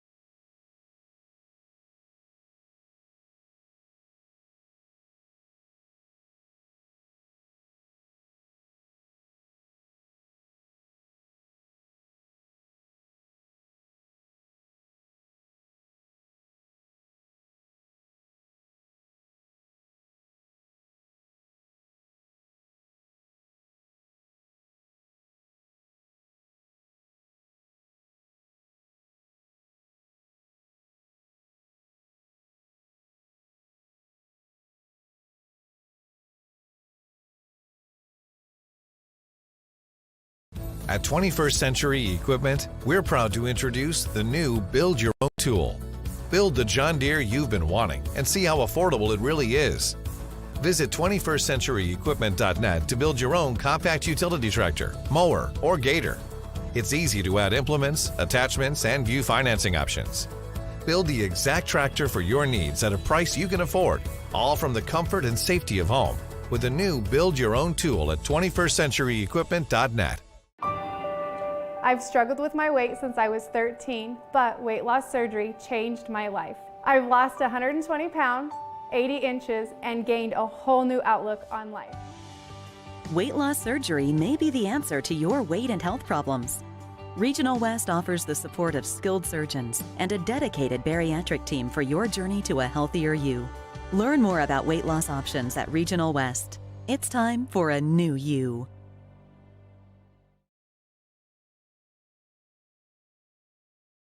Here at Gering High School at halftime, Gering leading Sidney 27-20. And I found that McCook score on the boys' final. McCook defeated Gothenburg, who Gering played in the Hershey tournament. McCook beating Gothenburg 55-50. Let's take another break, and we'll come back with more here at halftime as Gering leading Sidney 27-20 on the West Coast scoreboard. At Elite Physical Therapy, we provide preventative and rehabilitative treatments that maximize function and promote well-being for patients of all ages. With 2 locations in Scottsbluff and Gering, we offer the convenience of you choosing your location with the same great services no matter where you go. Stop into one of our locations today, in Scottsbluff at 214 West 27th Street or in Gering at 10th and M Street, and see what Elite Physical Therapy can do for you. Treatment you need and care you deserve. At Platte Valley Investment Center, we believe in personalized planning for your financial goals. As your retirement income partners, our concern for your success combined with resources from Raymond James can help you make confident decisions for your financial future. Our team of financial advisors will help you make your money work just as hard as you did to earn it. After all, our goal is to help you reach your financial goals. Call me, Jody Rosiska, or Kevin Fig, Financial Advisors, to set up your free, no-obligation pre-retirement review. And back here at Gering High School, Jeff Kelly with you tonight, coming to you on 93.3 KMOR, KMORFM.com, and also on KNEB.TV, channel 190 on Allo. And Chad working the camera and TJ at the controls for us here tonight from Gering High School. Halftime score as Mitchell on the boys' side leading Scottsbluff 47-34. Austin Tyne with 23 points in the first half for Mitchell. That game on Allo Channel 15 and on 106.9 The Trail, as both teams getting back onto the court just a little bit late. Coming back on with 1:03 before the end of halftime. Sidney also just coming back onto the court. So a short warm-up here, and we'll get things underway here in the second half. As we said, Gering at home for their next 1, 2, 3, 4, 5 for the next 5 games. They'll be at home next Friday and Saturday. Gordon Rushville on Friday, Gillette, Wyoming on Saturday, and then Chadron makes a return trip in 2 weeks from tonight, and then they'll finish it. Finish up part of the homestand. They'll take on Scotts Bluff on Saturday the 23rd, and then they'll finish it up with a Tuesday game against Torrington, Wyoming on the 26th of January, and that'll end the homestand before they go on the road to Bayard. Ready for the start of second half action. And Gering outscoring Sidney 14-9 in that second quarter to lead 27-20 as we get ready to start this second half. Starting 5 on the floor: Max Greeley, Jack Franklin, Brett Pazanka, Sam Rushlow, and Caden Bonsack. Gering in their home white uniforms here tonight with blue letters and numbers trimmed in gold, as Sidney comes out with their starting 5. Sawyer Dickman, Zach Burke, Wyatt Heckenlively, Micah Schneider, and Connor Hartzler, as Sidney has it to start this second half. Dickman on the dribble out front, cross-court pass to Burke. Burke gets a screen. Now finds Dickman on the right side as he drives baseline, and he's fouled on his way to the basket. As the foul was on Gering, Zach Franklin. That'll be his second personal foul. First team on Gering. Dickman tosses out on top. Max Greeley gets in the way and intercepts, and then he's fouled by Micah Schneider. And Micah Schneider with his first personal, so both teams with one team foul, and Gering with the ball with a 7-point lead here. They work left to right here in this second half. Pazanka driving off the glass and in is Brett Pazanka. Sidney with the ball now, trailing by 9. Heckenlively to Dickman. Dickman into the paint, to the basket, goes up and under and lays it up and in. Dickman with 8, 29-22, Gering by 7. Franklin with it on the left side, top of the key. Max Greeley at the free throw line. To Bonsack, he'll hand it to Brett Pazanka. Brett pulls it out, picked up by Sawyer Dickman. To Rushlow, left side, Max Greeley. Greeley on the wing, whips it inside. Hartzler gets a hand in there, and Sidney will steal it away. Ahead to Dickman up the far sideline. Dickman to the basket, goes by Rushlow and puts it up and in. And Dickman with 10. 29-24, the lead's been cut. Here's Bonsack with a 3. Off the mark, Franklin tips it, but it goes out of bounds. It'll be Sidney's ball. 6:23 left in the third quarter. 29-24, Gering leading it. Into the front court comes Dickman. Sidney right to left, high post to Micah Schneider, takes it into the paint. The kick out. And the ball thrown away as Heckenlively throws over the head of Dickman, over and back. Called on the Sidney Red Raiders. And Gering off the turnover will have the ball. The inbounds comes to Greeley. He'll bring it in the front court, find Rushlow on the right wing. Max will get it back and launch for 3, and that misses everything. And it goes right back to Sidney as they trail it by 5. The lob down low to Schneider, looking baseline. Hartzler wasn't there now. He has it tipped away, but he's fouled. Caden Bonsack picks up his first personal foul. Second team on Scotts Bluff. Sidney on the quick inbound to Burke.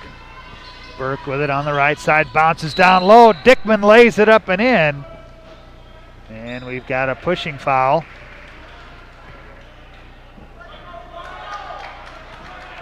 Count the basket. So Dickman with 12 points, and that cuts the Gering lead to 3.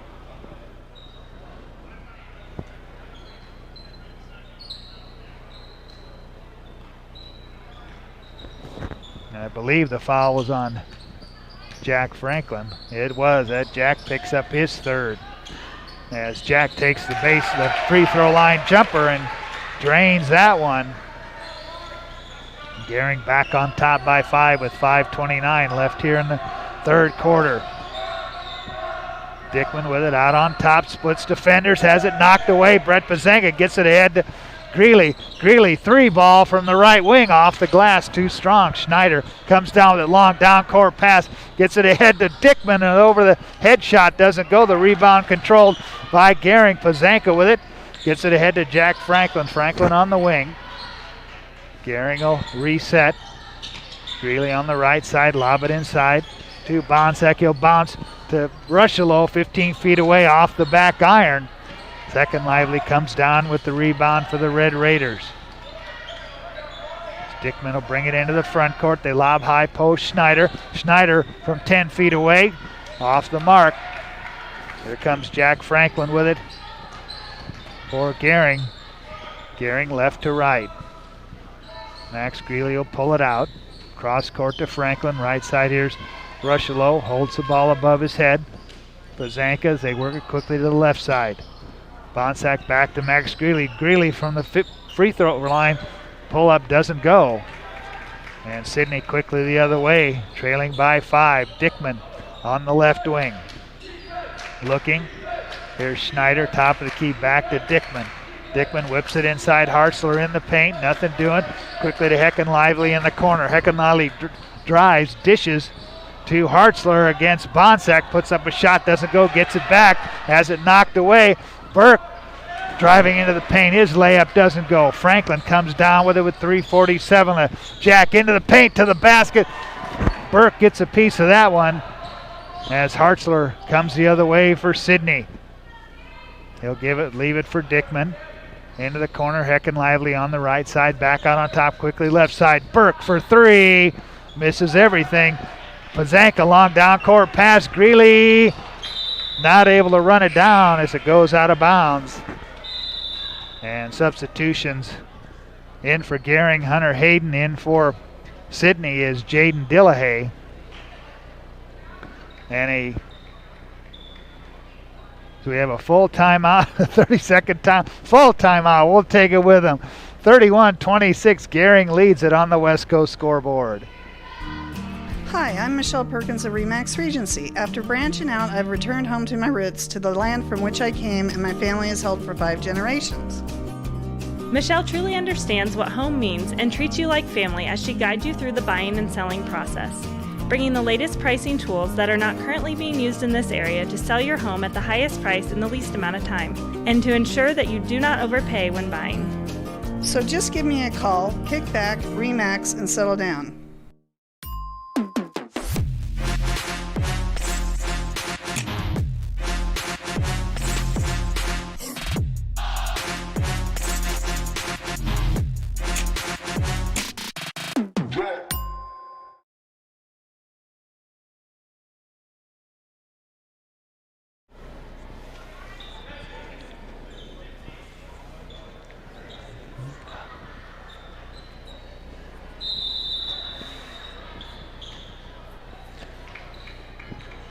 .322 left here in the third quarter. Gering by 5, 31-26. Sidney with the ball out of the timeout.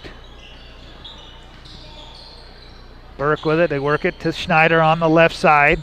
Schneider puts it on the deck, and he'll get called for palming the ball as he lost control of the dribble.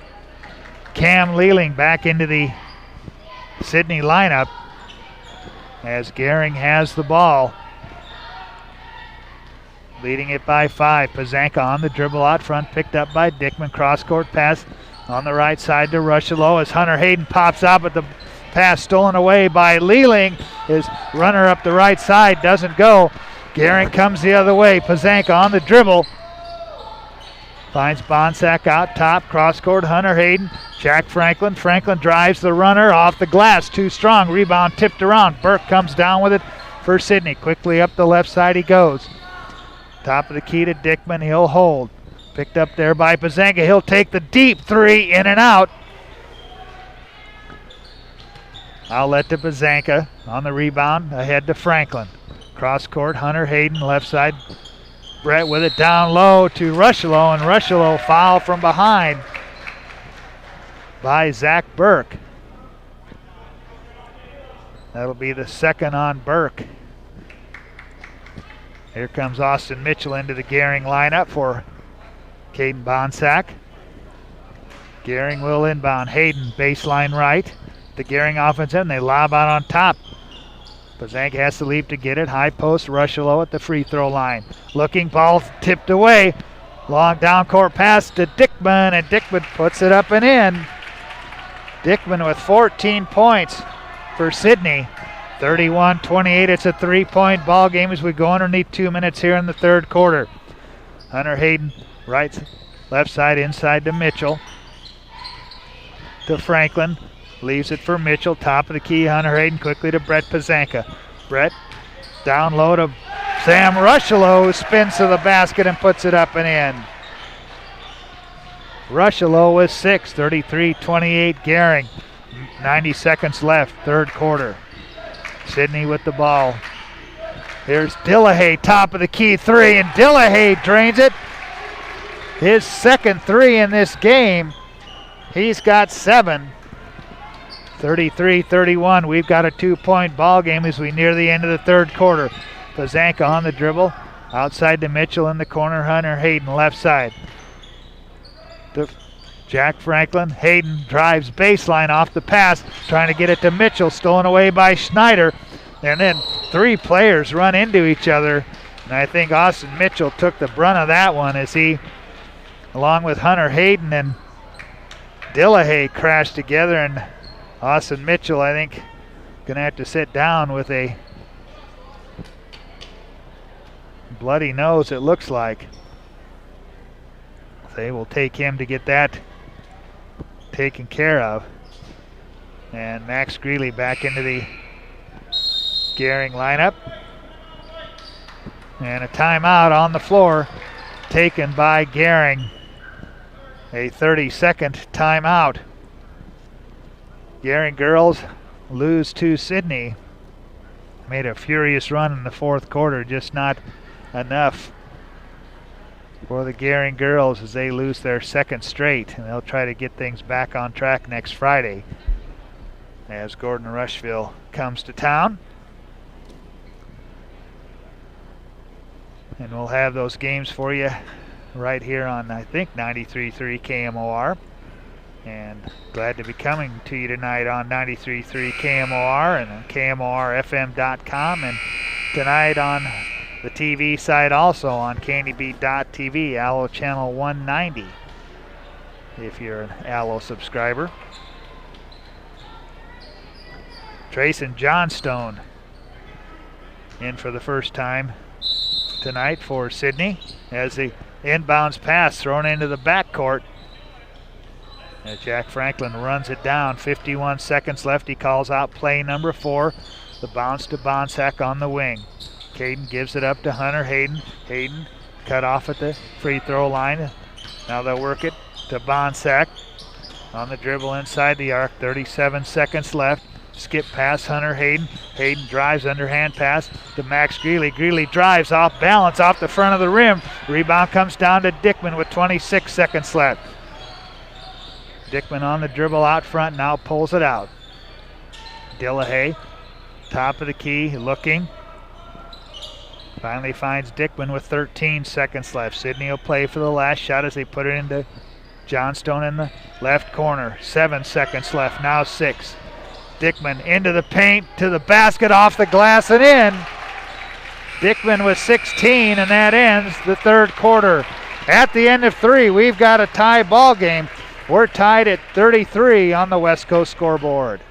Are you looking for the perfect place to hold a wedding, family reunion, holiday office party, or business meeting? Well, look no further. The Hampton Inn and Suites Hotel and Conference Center is just the place for you. We're a full-service banquet facility that can host up to 400 of your guests. Stop in and see our spacious open-concept meeting rooms and begin planning your special event or family gathering today. Let us do the work for you so you can enjoy your guests. For personal service, stop by the Hampton Inn and Suites front desk. For the past 44 years, Platte Valley Vacuum and Sewing has been serving the Wyobraska area. That's quite a long time. At Platte Valley Vac and Sew, you'll find quality sewing machines, quilting and embroidery machines, even sergers from name brands such as Pfaff and Baby Lock, both known for their well-made machinery. Keep in mind you'll receive one-on-one lessons with your machine purchase. Platte Valley Vac and Sew also offers a fine selection of 100% cotton quilting fabrics and a great selection of threads and notions to assist you in most any quilting or embroidery project you might have. For all your sewing machine quilting needs, stop by Platte Valley Vac and Sew, downtown Scottsbluff. Tied at 33 as we go to the fourth quarter here from Gering High School. Gering and Sidney.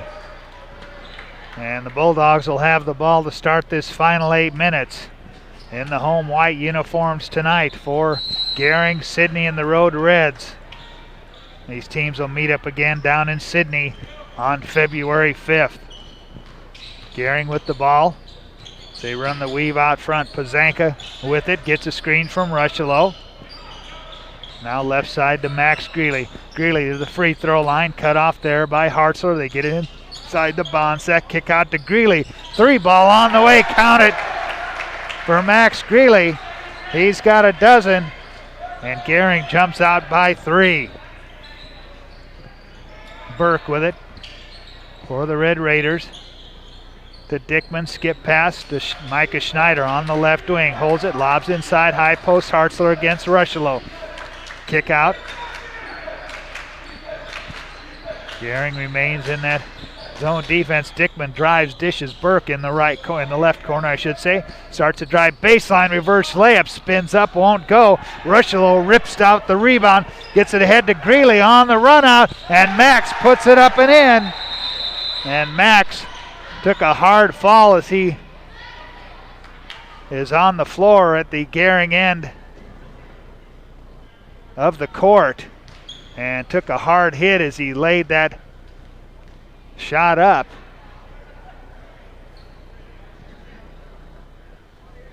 And is being looked at by head coach Kyle Cotton.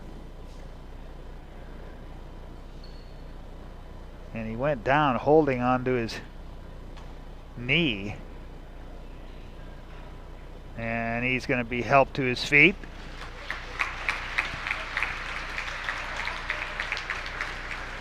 And he'll walk off under his own power.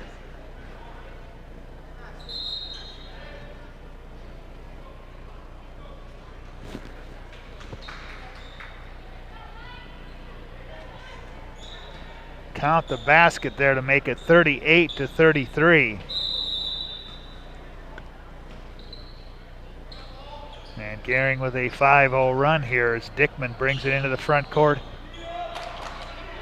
Start this fourth quarter. Dickman with it out front. They lob it high post. Hartzler turns looking. He'll hand it to Burke. Quickly to Dickman. Right side drives the runner. Baseline, count it. For Sawyer Dickman, he's got 18 in the game. Gering by 3. Franklin with the 3 off the mark. Bonsack comes out of there with the rebound. Brett Pazanka into the lane. Out to Bonsack, back to Hunter Hayden. Hayden puts it on the deck, finds Jack Franklin. Gering continues to work with it outside of the arc. Pazanka with it. To Franklin, who calls out play number 1. Takes it down the left lane line. The runner falls in. No foul called. Jack Franklin with 8. Gering by 5 with 5:56 left in the game. At the Sidney end, Dickman with it. High post. Schneider looking baseline. Not there for Hartzler.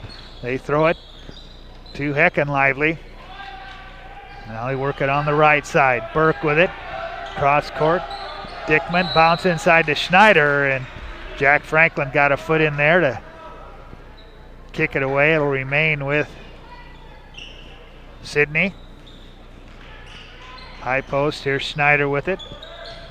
Working quickly to Dickman for a 3. Off the mark, into the hands of Burke. He'll step back on the right wing. Try a 3, hard off the glass. Into the hands of Jack Franklin. Jack quickly up the floor. He drives right side. Layup doesn't go. Heckenlively comes down with it. And he throws it away. So we have a foul. And the foul was on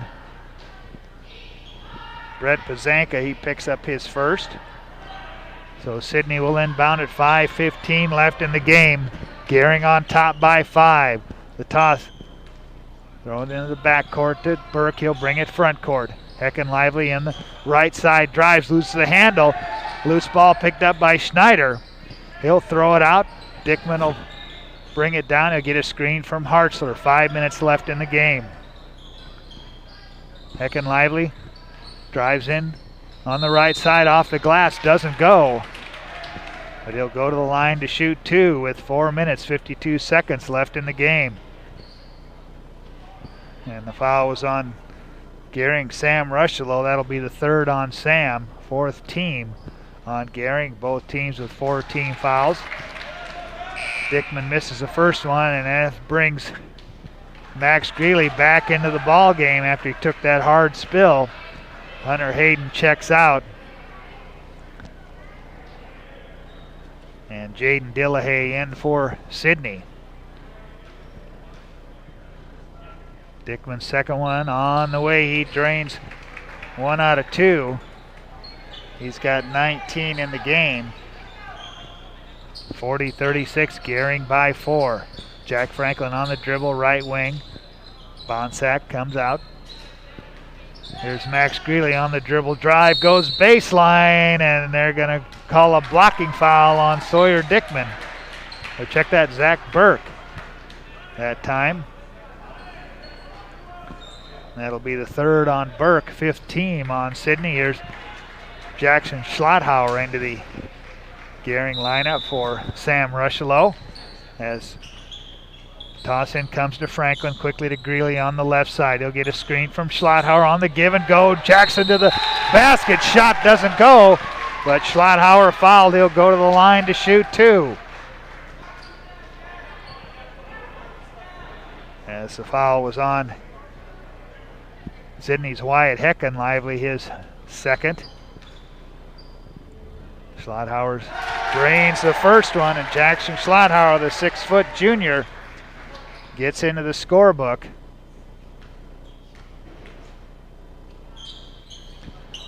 Second one off the back iron. Rebound pulled down by Sidney with 4:24 left. Hickman into the front court for Sidney. Picked up by Greeley.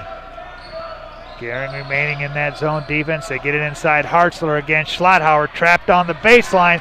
Loses the handle. Ball still loose. Burke has it, and he's double teamed in the corner, but a foul called. Max Greeley picks up his first personal foul as Hunter Hayden comes in for Brett Bazanka on the Gering side.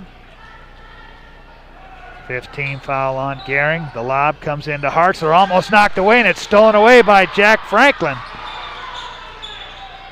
He'll give it up to Hunter Hayden, and he'll bring it across to Max Greeley. Greeley, top of the key, on the dribble against Burke to Schlotthauer. Greeley gets it right back.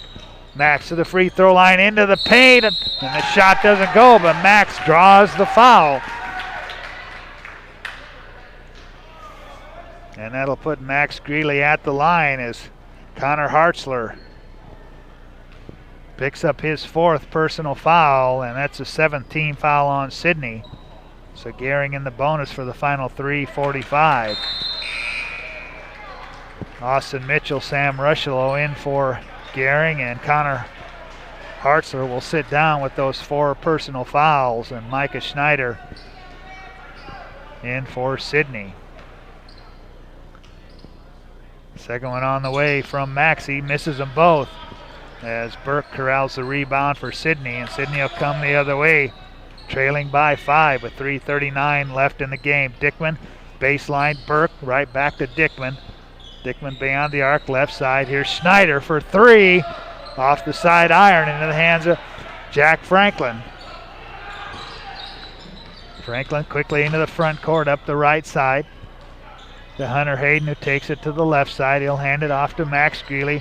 Greeley down the left lane line, splits defenders, goes to the basket, doesn't go. Put back by Rushlow, doesn't go. And Greeley standing in bounds, trying to, as the ball came right to him, he bounces it off a Sidney defender, and it'll remain with Gering, and a timeout, a 30-second timeout taken by Gering. And once again, we'll keep it right here. Be sure to join us. We'll have the Runs of Post-Game show and name our Taco John's player of the game and get some post-game comments from head coach Kyle Cotton here tonight.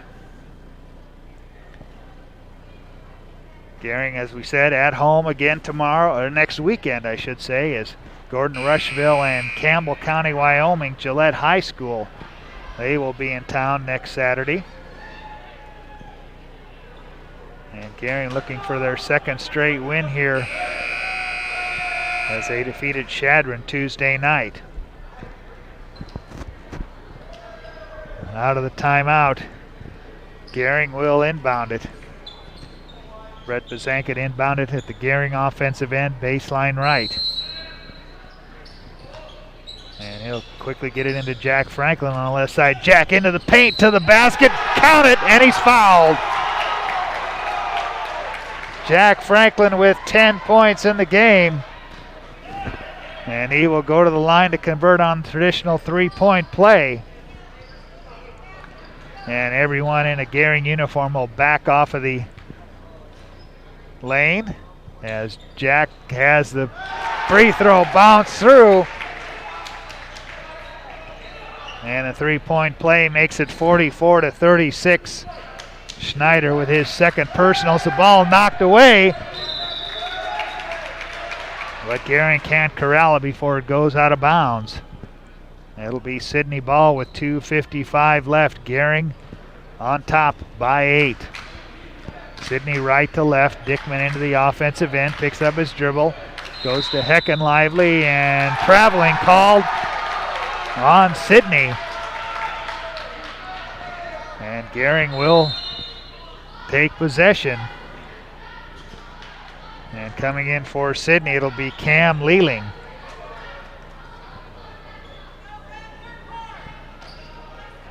Greeley with the ball for Gering.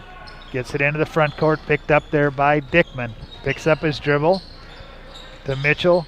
Gets it right back to Greeley. Max drives, dishes down low. Pazanka head fake, and Brett puts it up and in. Brett Pazanka with 10 points.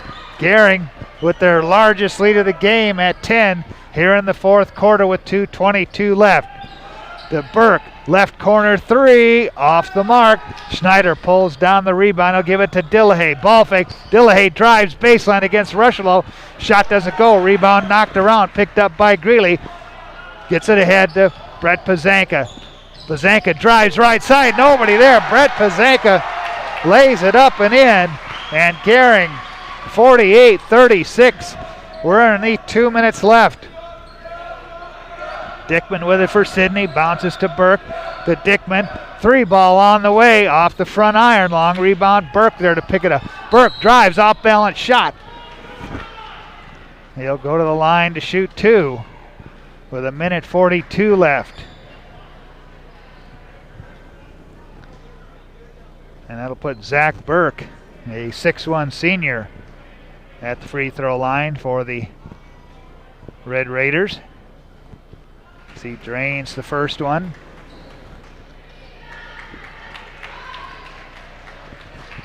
(48-37). Austin Mitchell checks out for Gering. Sam Rushlow back in.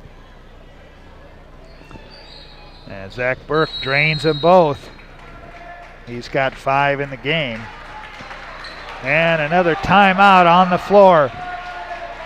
48-38. Gering leads it by 10 on the Wesco scoreboard. Exceptional care, right here at home. That's the mission of Moral. Many people count on space heaters and electric blankets to help stay warm in the winter. Here are a few safety tips. Space heaters need space all around them. Only buy space heaters that are tested and labeled by a national recognized facility. Before using a space heater or electric blanket, inspect the cord for cracks or warm spots. Finally, turn off electric blankets when not in use. Space heaters and electric blankets can provide needed comfort or can be deadly if not used with care. So use caution this winter season. This message is brought to you by Roosevelt Public Power District, your touchstone energy partner, the power of human connections.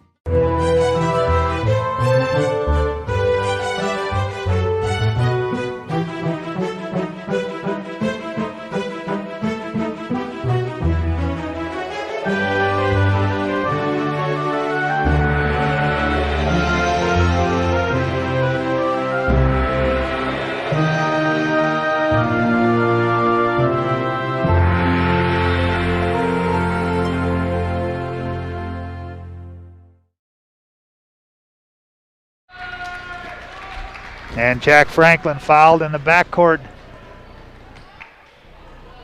by Sidney's Micah Schneider. So we walk to the Gering end.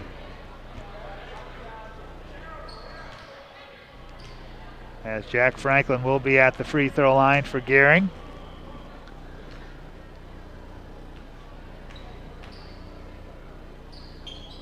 That's the 1-and-1. Jack drains the first one. He's got a dozen. There's Jack. His second free throw. That one off the back iron. Gets his own rebound as it bounced out to him.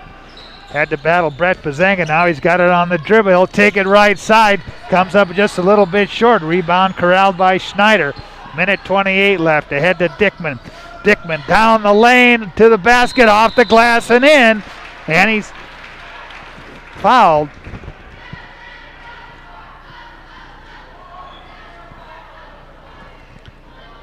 And I've got Sawyer Dickman for 21 points here tonight, as that'll be the 5th and final foul on Sam Rushelo for the Gering Bulldogs here tonight. And let's see, Jackson Schlotthauer will come in. So Sam Rushelo fouls out with a minute 22 left in the game.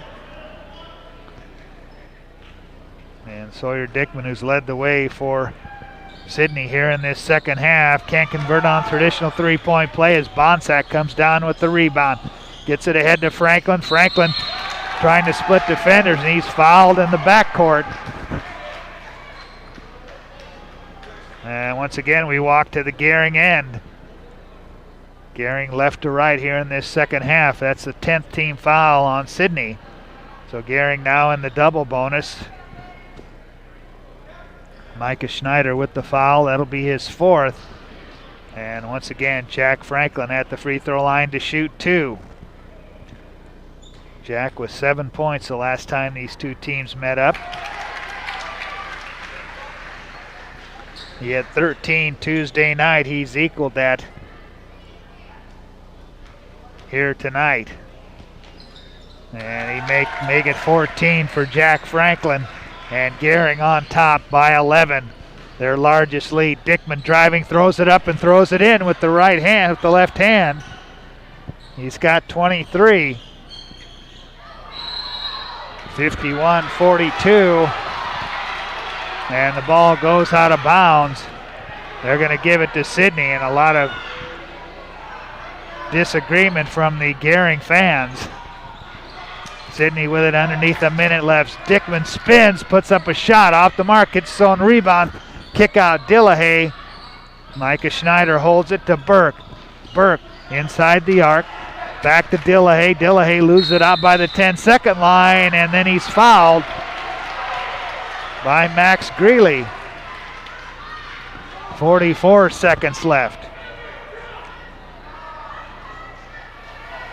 51-42 as Jaden Dillahay, a sophomore, at the free throw line, hits the front end.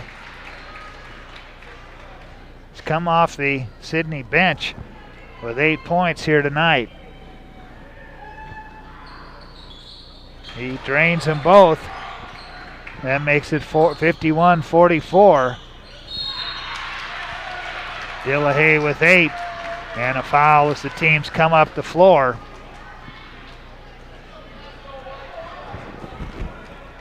And that puts Max Greeley at the free throw line for Gering to shoot 2. As Sawyer Dickman commits his second personal foul. Max drains the first one.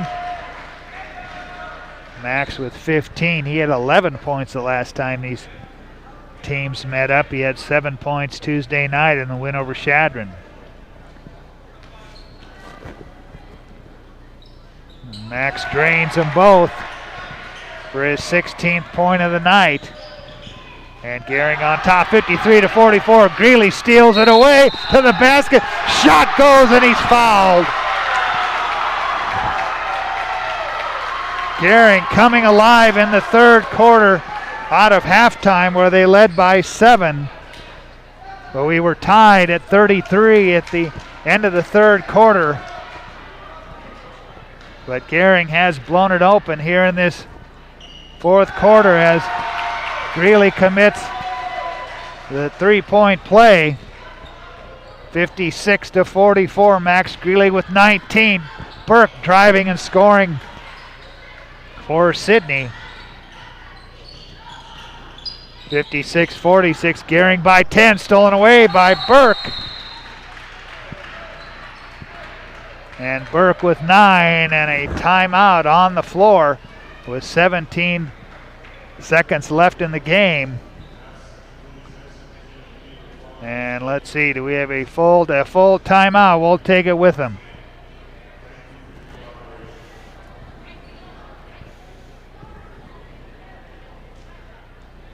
Exceptional care, right here at home. That's the mission of Morrill County Community Hospital. Morrill County Community Hospital is a 20-bed critical access hospital that owns and operates clinics throughout Bridgeport, including specialty outreach clinics and Morrill County Home Health Clinic, as well as Chimney Rock Medical Center, located in Bayard. Our dedicated team is committed to you and our community every time at Morrill County Community Hospital, Bridgeport, Nebraska. Hey, I've been hanging out here a long time outside of Panhandle Auto Group, and boy, do they have a great selection of vehicles. And their sales team is great to work with, and you can also get your vehicle serviced and detailed too. Welcome to Panhandle Auto. This is Sam Serta, General Sales Manager. It's been our pleasure to serve you for the past 2 years. At Panhandle Auto, we have a seat for everybody. Whether you need a vehicle for yourself, a son or daughter, our team will go above and beyond to satisfy your needs and even your dreams. So again, thank you from Sam Serta, General Sales Manager at Panhandle Auto, for allowing us to earn your business. At Panhandle Auto, it's time for something different. Timeout. 17 seconds left. Stolen away by Dickman. Dickman drives to the basket. The shot doesn't go, but he'll draw the foul. As the foul was on Gering's Hunter Hayden, who's checked into the lineup. And that puts Sawyer Dickman at the free throw line with 23 points. As he misses on the first one, he was fouled in the act of shooting. 9th team foul on Gering. As Dickman's second one, that one bounces in. He's got 24.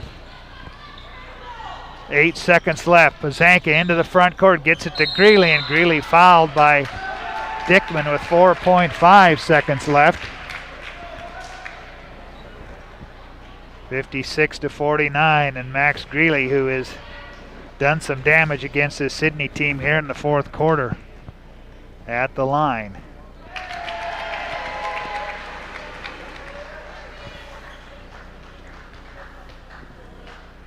Max with 20, make it 21 as he drains both of them. 58-49, Gering will get their 4th win of the season. Off balance shot at the buzzer by Dickman, doesn't go. And it's final as Gering gets the 58-49 win over Sidney on the West Coast scoreboard. Find out what convenient really means at the Western Travel Terminal. Start with our great selection of food and drinks, from for real milkshakes and fresh brewed coffee to snacks and hot food. Next, check out our beer and spirits with their everyday low prices. Finally, let us work for you with our full-service gas station and automatic truck and car wash. All this can be found at 822 South Beltline in Scottsbluff. Western Travel Terminal, your convenient shopping, restaurant, and full-service gas leader. Many people count on space heaters and electric blankets to help stay warm in the winter. Here are a few safety tips. Space heaters need space all around them. Only buy space heaters that are tested and labeled by a national recognized facility. Before using a space heater or electric blanket, inspect the cord for cracks or warm spots. Finally, turn off electric blankets when not in use. Space heaters and electric blankets can provide needed comfort or can be deadly if not used with care. So use caution this winter season. This message is brought to you by Roosevelt Public Power District, your touchstone energy partner, the power of human connections.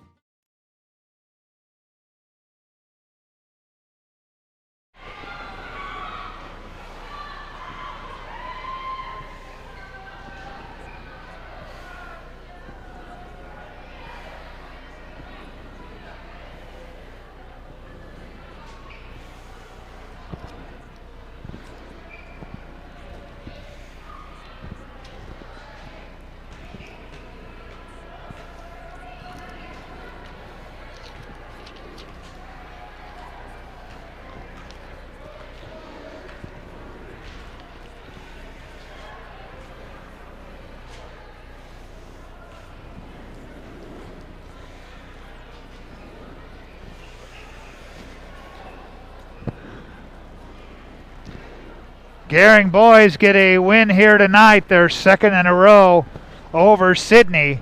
Your final score, Gering 58, Sidney 49. Gering led it 13-11 at the end of the first quarter. They outscored Sidney in the second quarter 14-9, and Gering led 27-20 at halftime. But Sidney was able to tie the game at 33 at the end of the third quarter as they outscored Gering 13-6 in the third quarter. But Gering in the fourth quarter, a huge fourth quarter for Gering. They outscored Sidney 25-16 in that final 8 minutes to come away with the 58-49 win. They moved to 4-7 on the season with the loss. Sidney drops to 6-5, and their 2-game winning streak is snapped here tonight on the road in Gering. Well, this is the Runza post-game show. Runza doesn't like to think of themselves as just another restaurant in town. They like to think of themselves as part of the community. Runza with locations in Scottsbluff, Gering, and Shadron. We'll come back and recap the individual scoring as Gering gets a 58-49 win over Sidney on the West Coast scoreboard.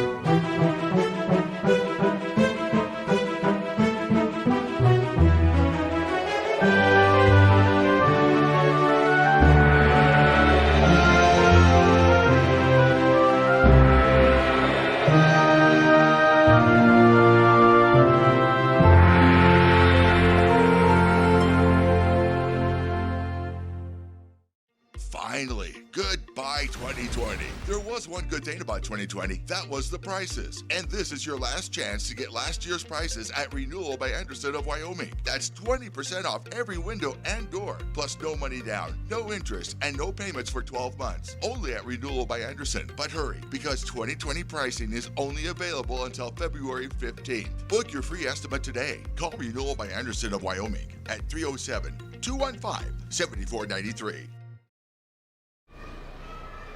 Jeff Kelly back with you here on the Runza post-game show, 58-49.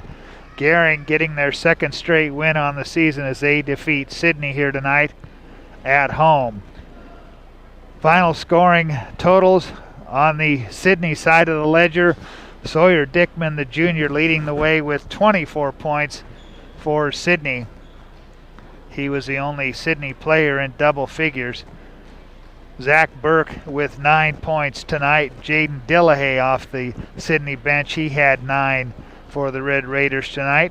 3 points each for Wyatt Heckenlively and Micah Schneider. And 2 points tonight for Connor Hartzler for the Sidney Red Raiders. On the Gering side of the ledger here tonight, Max Greeley had him down for 21 points. Tonight he has 9 at halftime. He puts up, check that, is a 9 and 10 is 21. Is he has 12 points in the second half as he finishes with 21. 14 points for Jack Franklin as Jack had 4 at halftime. He has 14 in the game, 10 in the second half, and Brett Pazanka with 6 points at halftime. He finishes with 12-6 in the second half. Sam Rushello with 6 before he fouled out with a minute 22 left in the game. 4 points for Caden Bonsack and 1 point tonight for Jackson Schlotthauer as Kyle Cotton making his way towards us here for the Runza post-game show. We will quickly hand him the mic and get some post-game comments from Kyle. Your thoughts after this one? Well, I only had 2 complaints. That was how we started and then how we finished at the very end there. But everything in between I thought was really good. Defensively, we kept them off balance. We were switching defenses a lot. We knew they were going to make shots. They hit 3-4 threes in the first quarter there, first half. I think 5 the first half. But after that point, I thought we defended the three-point line a lot better. And then on offense, we attacked the basket. That's something we've been preaching. And these guys might have me a little bit more convinced tonight that we're getting better. A big fourth quarter. I thought you put up 25 points in the fourth quarter, and that really seemed to be the difference. In this one, it was tied at 33 at the end of the third quarter. Yeah, we got some steals. We got some transition points. And then I thought free throw shooting down the stretch was pretty good. Yeah. So I'm pleased. Everything but about the last minute where we turned it over a few times, but yeah, we executed well. We played defense well. Overall, it was a good performance. Talk about the defense you played tonight. It seemed to really give Sidney a lot of problems.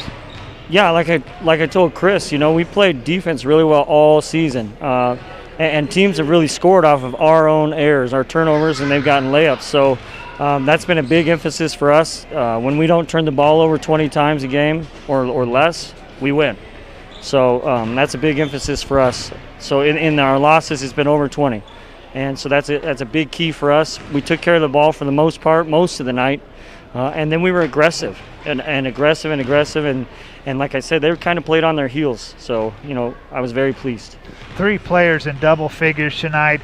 I had Max for 21. Of course, you get double figures again, of course, from Jack and from Brett. And, it seems like things are starting to click here, now that you've kind of gotten off the road and been able to get some things put together here at home. Yeah, we said you got to protect our house. It's our first true home game, and we did that. We're 3-0 with those 3 guys in the lineup when they played the entire game. And so, they're a big, there's no secret, they're a big part of our success. I thought the big guys played really well tonight. They finished when they had the opportunities, but defensively, they kept them out of the paint, and then they rebounded. Yeah. How did it feel to play at home tonight? It was awesome. The crowd was awesome. The atmosphere is awesome. We love being home. Well, we have mostly a home stand here. We got a few road games in between, but for us to be successful, we got to play well on the road, but it's nice to actually finally have a game at home. All right, 2 straight wins. That's got to make you feel good, too. Yep. It's a lot better than losing. So there you go. All right. Kyle Cotton stopping by here on the Runs of Post Game Show. We appreciate it. All right.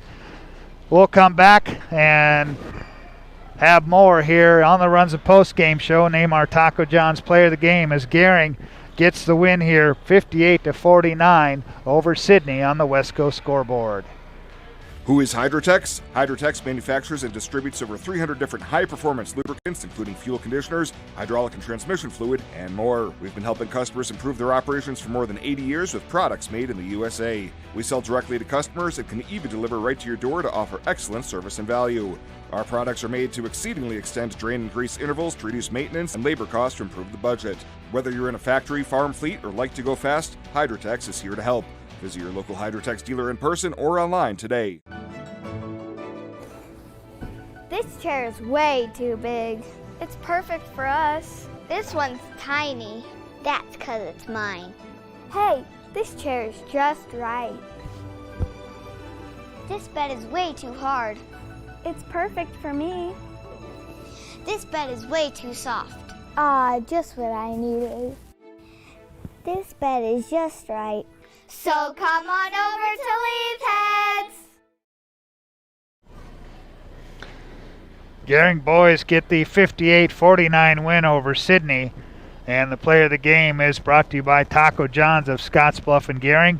Make Taco John's a game day tradition by unwrapping the original before or after every game. And our Taco John's player of the game tonight, Max Greeley. As Max finishes unofficially with 21 points. He had 9 at halftime. He has a dozen in the second half as Gering gets their second straight win. They go to 4-7 on the year. And for the Sidney Red Raiders, they drop to 6-5, and they see a 2-game winning streak snapped here tonight. Let's take our final break here in the Runs of Post Game Show. Come back, wrap things up here from Gering as Gering boys get the win here tonight over Sidney on the West Coast scoreboard. On this field, it's baling, but somewhere there's one mowing, and somewhere one raking, one loading, stacking, lifting, and pulling.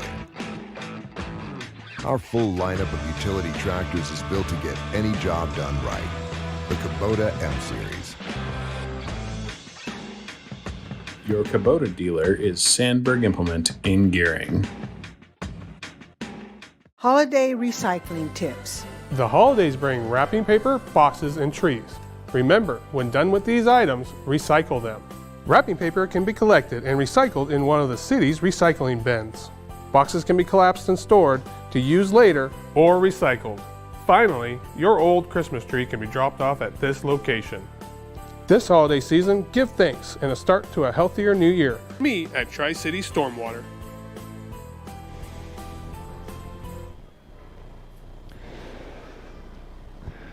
Jeff Kelly back here at Gering High School as the Gering girls lose their second straight as they are defeated by the Sidney girls 51-43, but the boys get their second straight win on the season, or I should say their second straight win.